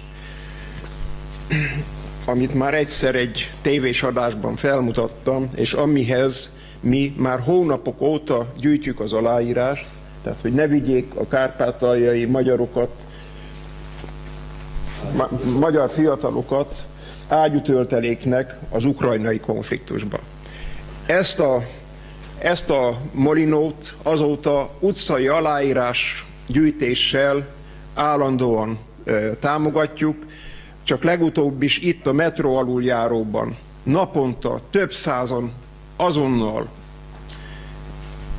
oda gyűltek és aláírták. Ez a paksaméta pedig, amit most hozok, Székesfehérvárról jött, a Fejér Szövetség 2500 aláírását tartalmazza, úgyhogy én azt is mondanám, hogy akik itt vannak, vigyenek egy ilyen ívet magukkal, és gyűjtsék az aláírást ehhez a kezdeményezéshez. Ne felejtsük el, hogy nem csak a kárpátaljai magyarok túszok, ezek mind Trianon államok, beleértve maradék országot is. Mi is túszok vagyunk, ezért hozták létre ezt az egész hazug politikai államformát, ahol mindenki jó hazafi akart lenni, miközben ezeknek a bábjai voltunk. Kérem, hogy kövesse mindenki figyelemmel, hogy fog ez alakulni, és hogy majd elnök úr vissza fog erre nyilván térni. Október 28-án talán lesz egy olyan nap, amikor az európai civil társadalom ugyanennek a jegyében felemeli a hangját, és akkor nekünk ebben megint meg kell szólalni. Nagyon fontosnak tartom, hogy ez a fórum mindenfajta magyarországi politikai megnyilvánulással szemben mondja ki ezt az igazságot, és tudatában kell legyünk annak, hogy az állam és a nemzet nem ugyanaz, mi a nemzet vagyunk. Ez egy csodálatos dolog, és az úgymond baloldali barátaink vigyék el magukkal azt az üzenetet, amit ma itt hallottak, mert ez nem mindig adódik, hogy az elszakított területek magyarjai így együtt, egyszerre mondják el a világnak, hogy a 20. században feláldozott magyarság továbbra is következetesen mindenütt, akárhová tépték, akárhová szakították, kiáll a népek önrendelkezési jogán alapuló becsületes életért. Tovább kell ezt vinni, büszke vagyok arra, hogy elkezdődött az a felismerés, hogy nincs jobb meg baloldal, nem a politikai pártokban van az üdvösség, hanem ebben a nemzeti összefogásban, összetartásban, és mi ennek a civil életnek a harcosai vagyunk. Örülök annak, hogy a baloldalhoz kötődő civil szervezetek és a Magyarok Világszövetsége ennek a jegyében ennyi hosszú idő óta együttmunkálkodik, és hívjuk azokat a baloldali szervezetek is, akik ezt még nem látják. Köszönjük azoknak a szervezeteknek, amelyek felismerték, hogy a Világszövetség milyen értékeket hordoz, milyen üzenetet akar elmondani. Kérjük, hogy adják tovább, hogy itt szövetségeseik vannak, és maradjunk is így. Köszönöm szépen.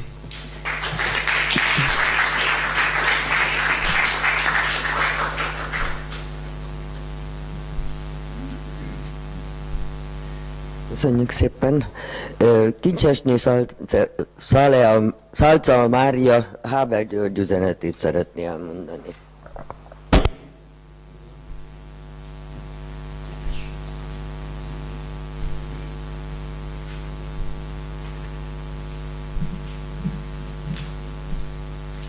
Kincsesné Szalka Mária vagyok. A nagypapám erdélyi volt, így a Szalkát Salcának írták annak idején, úgyhogy ezt őrzöm, apai és nagyapai nevemet. Hábel György, 93 éves nyugdíjas főmérnök üzenetét hoztam a mai nemzetközi békegyűlésnek. Egyébként nagyon meghatott engem az a Dubka úrnak a beszámolója, aki gyakorlatilag, mintha a frontról jött volna közénk, és hősnek tekintem, és nagyon örülök, hogy olyan hiteles beszámolót tartott nekünk, amihez itthon máshonnan nincsen forrásunk hozzájutni.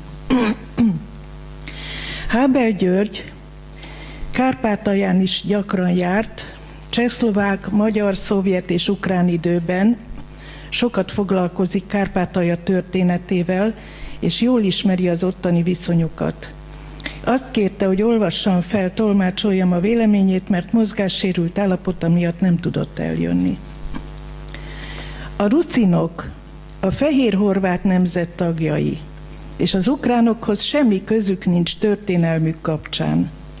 A magyar állam területén éltek, ezért tudták megőrizni a nemzeti tudatukat 1000 év alatt. Közülük Attila hun király több törzset a Balkánra irányított határőröknek. Utódaik a helyi ősnépekkel keveredve a mai szerbek, bosnyák, horvátok és szlovének. Nem a kijeviekkel vannak nyelvrokonságban, hanem a balkáni horvátokkal. Az ukrajnai beolvasztásukra való törekvés mesterséges és erőszakos. A kijeviekkel azért nincsenek nyelvrokonságban, mert a ma Ukrajnának mesterségesen elnevezett kijevi rusz 400 éven át lengyel nemesség uralma alatt élt. Ezért az ukrán nyelvnek legalább a fele lengyel eredetű. Az első orosz állam fejedelme egy Rusz nevű viking-norvég-germán hajós kapitány volt, ezért nevezték Kijevi Rusznak. Az orosz nép neve ettől a Rusz nevű kapitánytól ered, Ruszki.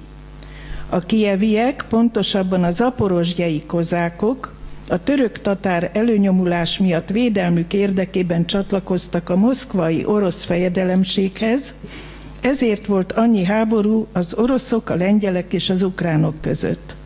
Az Ukrajna elnevezés moszkvai nézőpontból ered. Azt jelenti, hogy határvidék, a határmente, a törökkel szemben. Tehát az Ukrajna egy mesterséges államnév. Hruscsov ukrán volt és kijevi pártfőtitkár. Amikor Moszkvába került a birodalom pártfőtitkári pozíciójába, az ukrán szocialista államhoz csatolta Kárpátalját, a Krím-félszigetet és a Donecki ipar- és bányavidéket az orosz lakossággal együtt. Ez gazdasági céllal történt, hogy az ukrán szocialista állam a birodalmon belül önálló gazdasági életet tudjon folytatni. A birodalomban ez csak közigazgatási határokat jelentett. Hruscsov sem álmodhatta azt, hogy 91-ben a Szovjetunió összeomlik. Amikor ez bekövetkezett, az önállóvá váló ukrán állam ezeket az ajándék területeket megtartani igyekezett, elsősorban a keleti orosz nemzetiségű megyéket, mert a nemzeti jövedelem nagyobbik része onnan származik. Ha ezt Moszkva visszavenné, akkor az ukrán gazdaság összeomlana. Ezért van olyan súlyos konfliktus oroszok és ukránok között.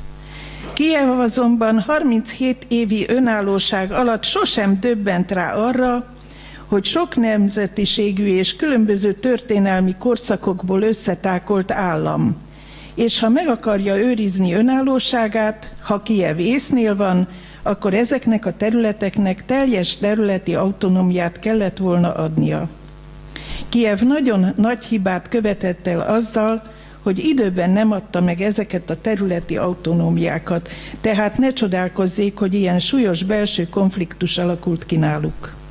Előre kihúzhatta volna az orosz követelés fogát, ha a Donecki medence bánya és iparvidékének területi autonómiát ad.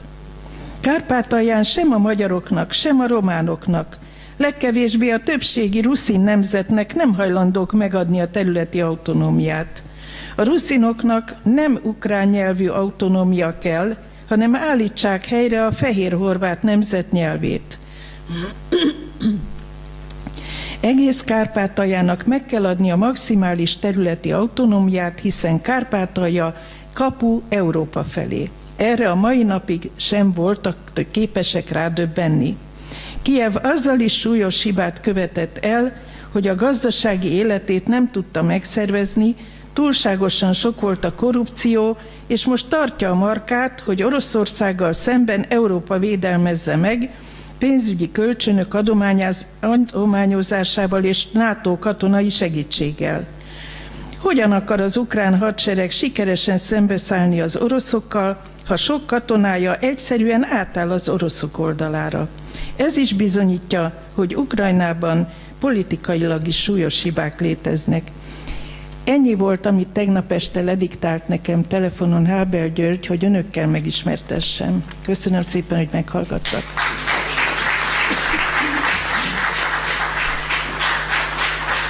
Köszönjük szépen. Hárosi Tibor lesz a következő hozzászóló, Semleges Magyarországért mozgalom képviselője.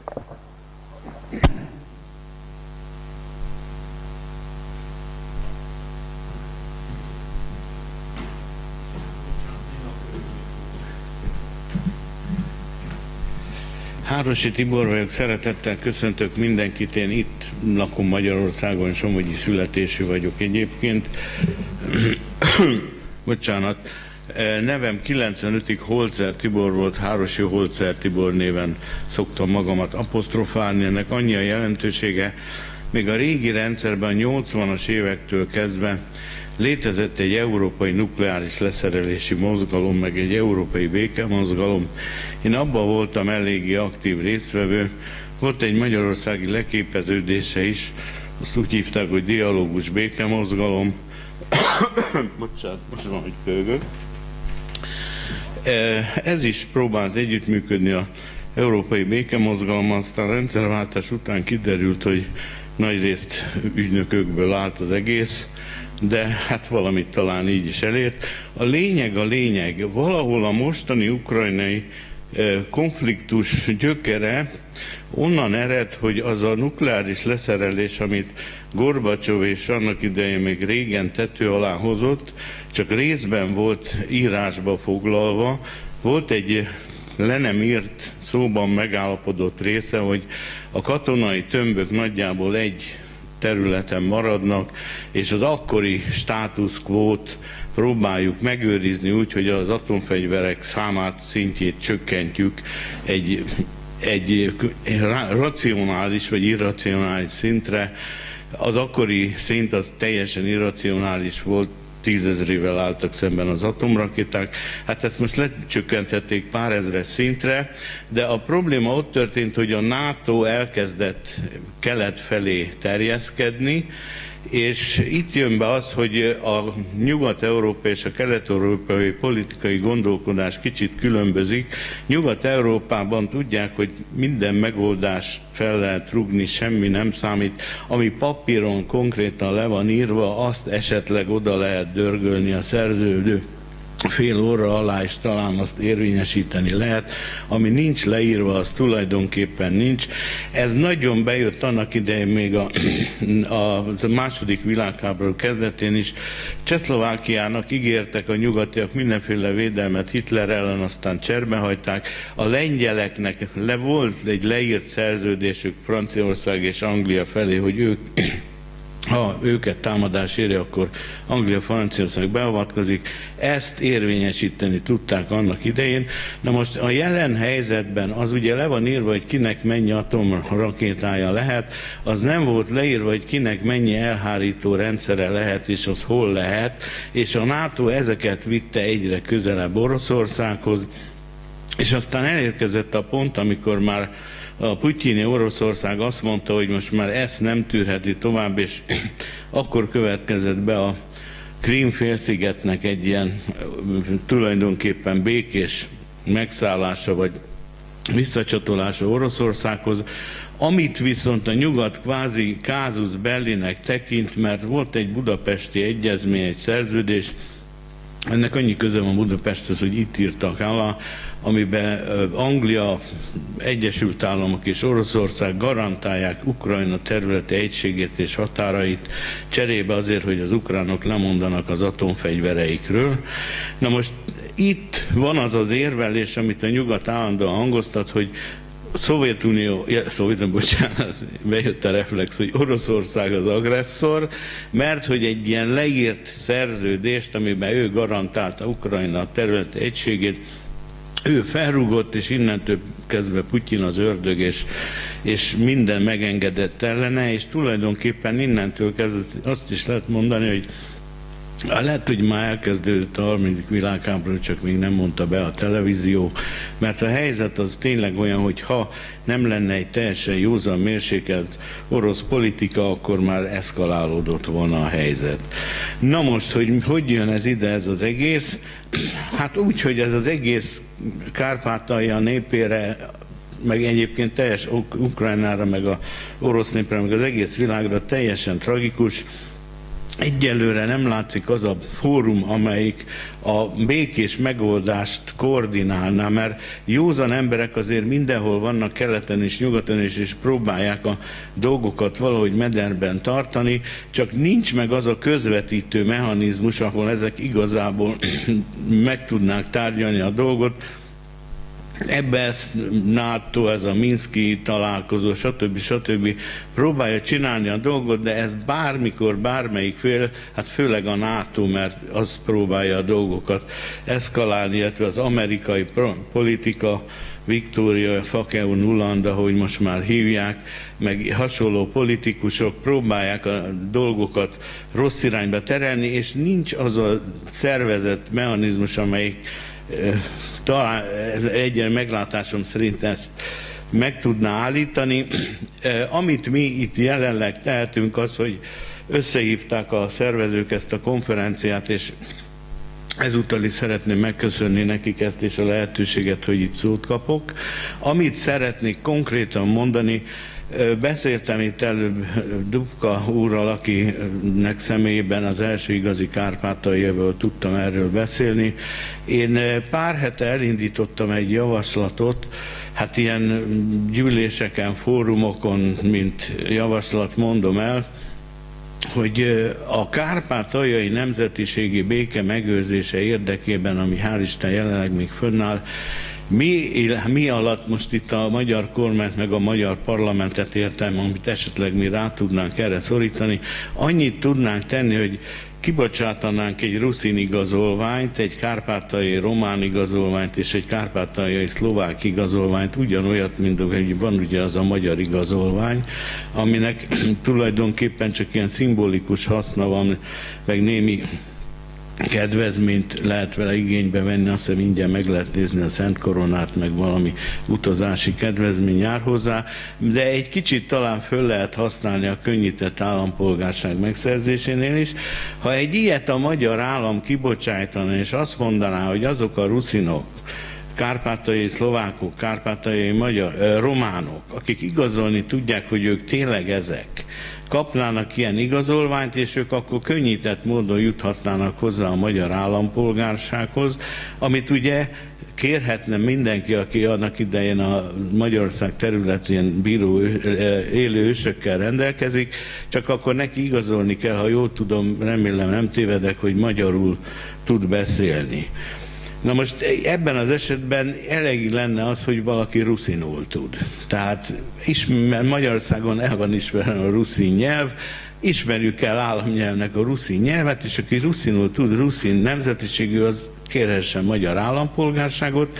Na most én ezt pár hete úgy elkezdtem terjeszteni, és utána robbant ki ez a botrány, ugye az Index internetes fórum kirobbantotta, hál' Isten nagyon pozitív módon, hogy erre az egész könnyített honosítási folyamatra természetesen a bűnözők, az ukrán, orosz maffia és egyéb maffiák is rárepültek, és 10 000-ével lehet szerezni jogtalanul magyar állampolgárságot.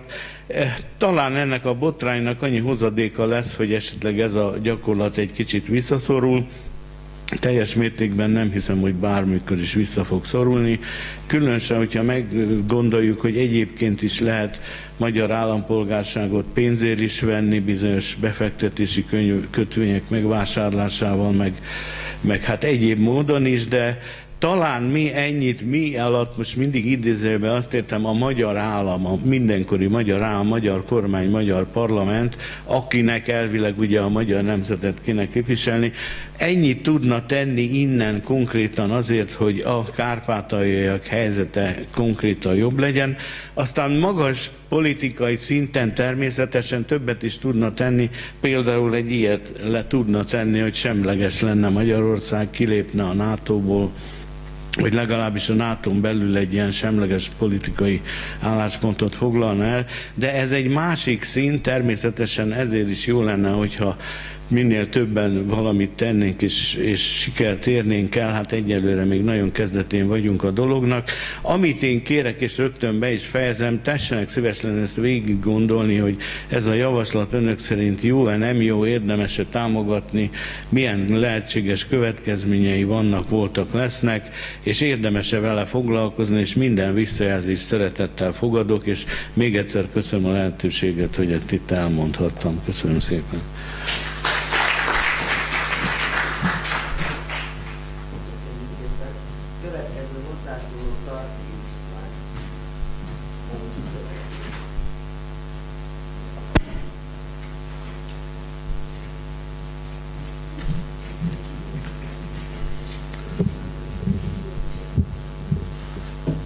Néhány gondolatot szeretnék hozzáfűzni.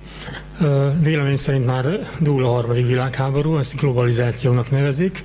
Az, hogy fegyver is kell közben, az azért van, mert vannak, akik ellenzik.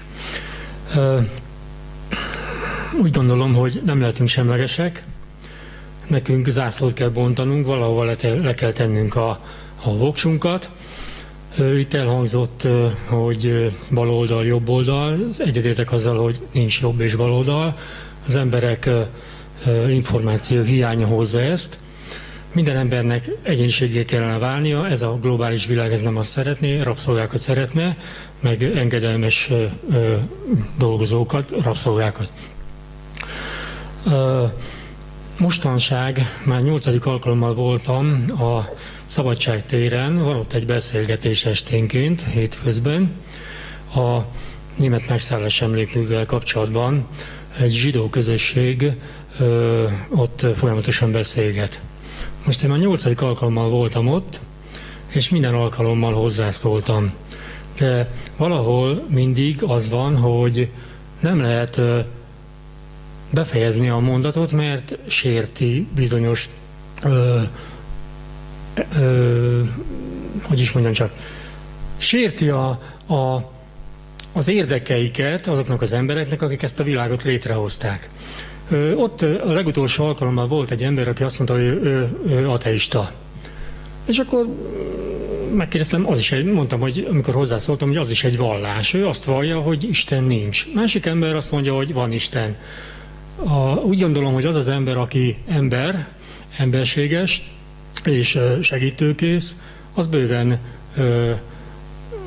ebben a világban teremteni tud még hozzá pozitív dolgokat.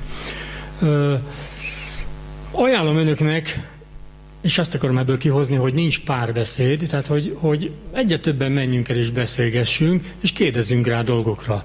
Mert én hozzászóltam mindig olyan témákkal, művészettel kapcsolatban is, most legutoljára az volt a téma, a szobrászattal kapcsolatban, amikor csak két példát szeretnék mondani, amikor beszél az előadó, de nem mondja el a lényeget. Mert azt mondja, hogy a Sztálin szobor az ott ennek semmi ideológiája nem volt, hogy az ott volt, mert ennek sincs, de azt mondja, annak az Osztyapenkónak azért volt, mert az jó helyen. Tehát volt egy ilyen előadás. És akkor a végén hozzászóltam, hogy bocsásson meg azért, a Sztálin szobornak csak volt valami igencsak szimbolikus jelentősége. Nemrégiben, mondom, az időben, a 30-as években építettek oda egy templomot, utána lerombolták, és a helyére oda tették ezt a csizmás embert. És akkor, hát igen, igaza van. Másik alkalommal, amikor, bocsánat, lehet, hogy ez most kiment a fejemből, tehát a lényeges dolgokat mindig, amikor beszélnek valamiről, elhallgatják. Na és én pont erre utazom most, hogy minden témában, amit felhoznak, de akármilyen témában, kezdjük el a gyökereket. Amikor eszembe jutott, amikor az egyik előadó mondja magáét, és azt mondja, hát a turániátok. És akkor én mondom, bocsánat, mi az, hogy turániátok? És akkor nincs válasz, majd megbeszéljük utána. És akkor rákérdezzek, és ez fel van véve, akkor össze-vissza habratyol. Tehát én azt mondom, semmi más nem kell tenni az embereknek, mint az igazságért kiállni. Az igazságot pedig akkor tudjuk meg, hogyha elkezdünk párbeszédet. Méghozzá a legfontosabb témáról. Az, hogy mi az, hogy emberség, amit magadnak nem kívánsz, teted meg másra, és ez teljesen mindegy, hogy most baloldali valaki, vagy éppen Isten hívő. Beszélgessünk. És előbb-utóbb ez egy olyan közös nevezőt fog hozni, amely megoldást hoz a világra. Nekem ez a véleményem, ezért kellene rákényszerítenünk a hatalmat. Csak egy példa, mégis befejezem. Miért nem vitázik Orbán Viktor például? Aki nagyobb nátok, az szolgátok lesz. Aki első akar lenni, legyen a cselédje mindenkinek. Ha valaki arra vállalkozik, hogy első akar lenni, és irányítanak el egy országot, én annak idején, amikor 87-ben vagy 97-ben volt egy népszavazás, 99. március 12-én beléptünk a NATO-ba, 24-én pedig elkezdték bombázni Vajdaságot. És amikor én rákérdeztem Győrben egy ilyen konzultáció, amikor elvesztette a választást, és a Kudlik Julival ott járta az országot, személyesen, mert csak írásba lehetett kérdezni, én oda mentem a Juli mellé, és mondtam neki, hogy én élőben szeretnék két kérdést feltenni. Az egyiket feltettem az európai csatlakozásról, hogy lehet ilyen megalázó feltételekkel csatlakozni, ilyen hazaárulás, én annak nevezem. A másik pedig az volt, hogy ön keresztény ember létére hogy engedte meg, hogy bombázzák Vajdaságot, innét szálljanak fel repülők. Erre mit mond? 10 percig hebeg, habog, azt mondja neki a Rákai Filip, elnök úr megizzadt, de válasz nem volt. Na most akkor beszéljünk, hogy mi az, hogy keresztény ember, mi az, hogy kereszténység, jók-e a gyökerek, tényleg a gyökéről beszélünk-e, tényleg Krisztus tanításáról beszélünk-e, vagy elmegyünk és megáldjuk a fegyvereket. Mert az nem keresztény, aki fegyvert fog a másikra, de az keresztény, aki az igazáért, az életével is fizet, de nem öl. Ezt a gondolkodást kellene továbbfejteni, hogy mindenki megértse, hogy miért van itt a Földön, mi a dolga. És egészen úgy gondolom, hogy rend lesz ebben a világban. Köszönöm szépen, hogy hozzászólhattam.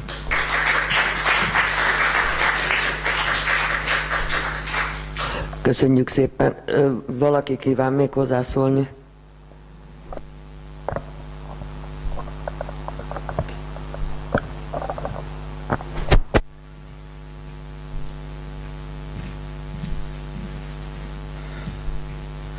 Szeretettel köszöntöm azokat, akik itt vannak, Én nem készültem, de...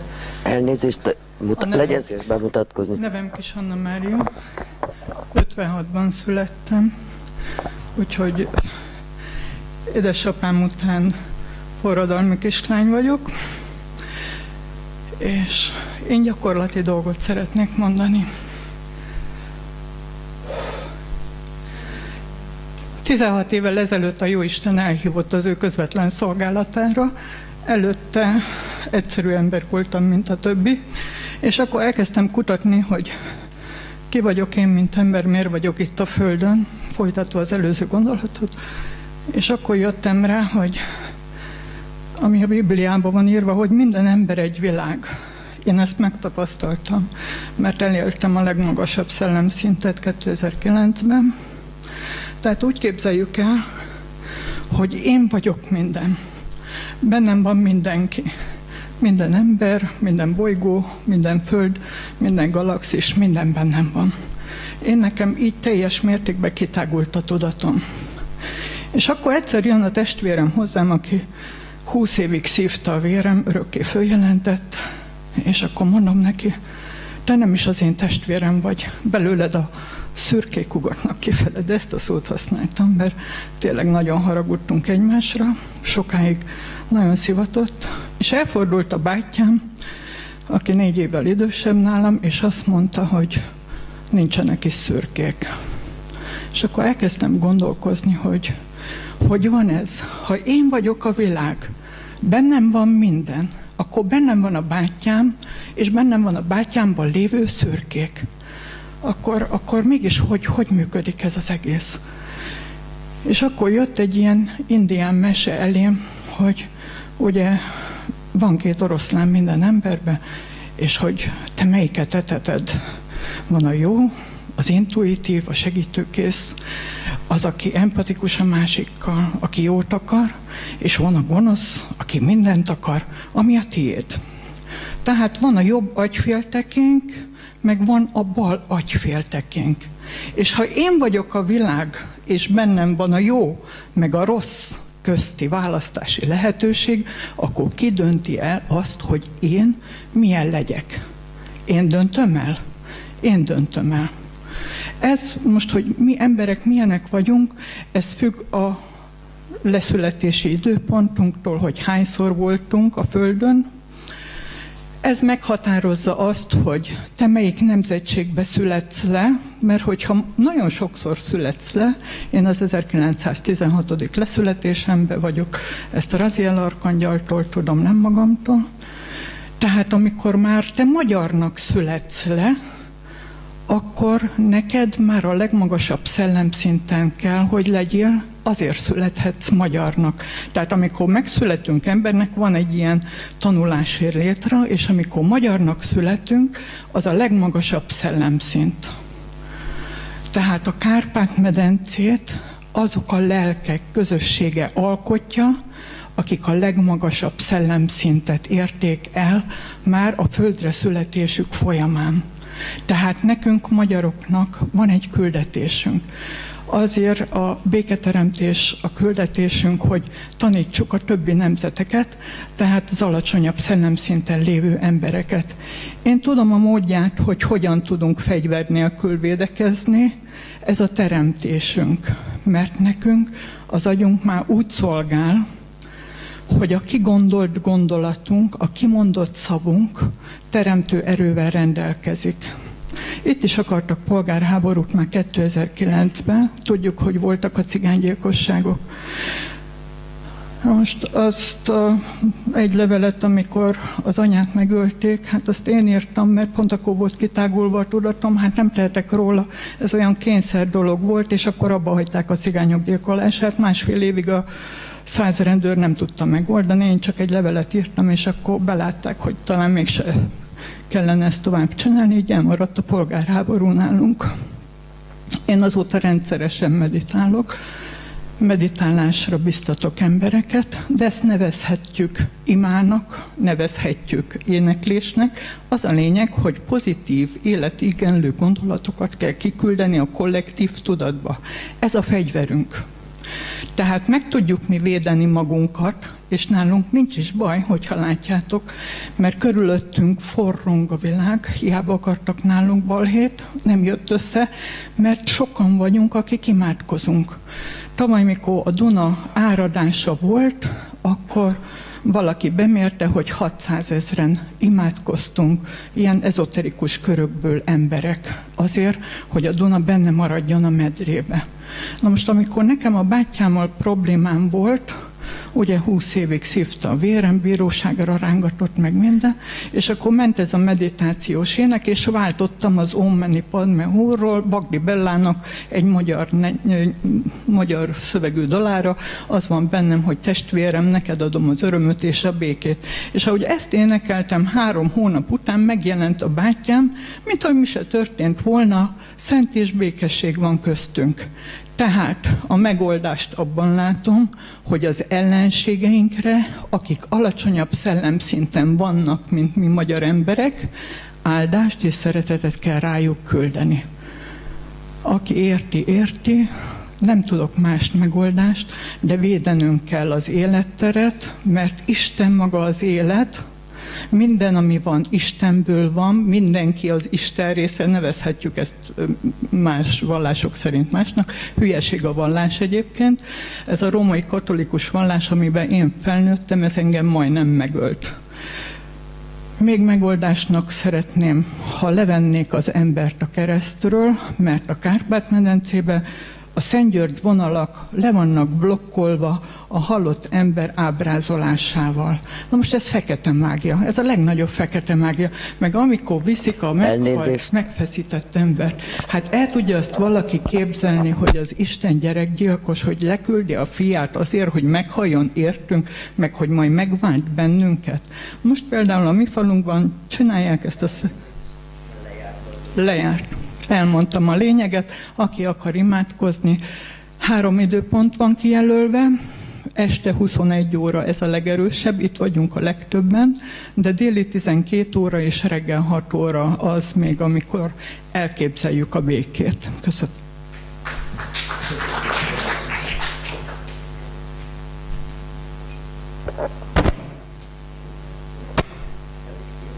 Halló. Kíván még valaki hozzászólni valamilyen szervezet nevében?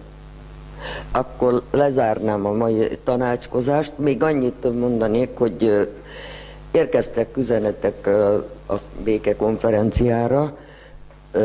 Például Gyuri Húsarról, a Fehér Orosz Zöld Párt elnöke üzent: kedves Simó Endre, nagyon fontosnak tartom az önök gyűlését.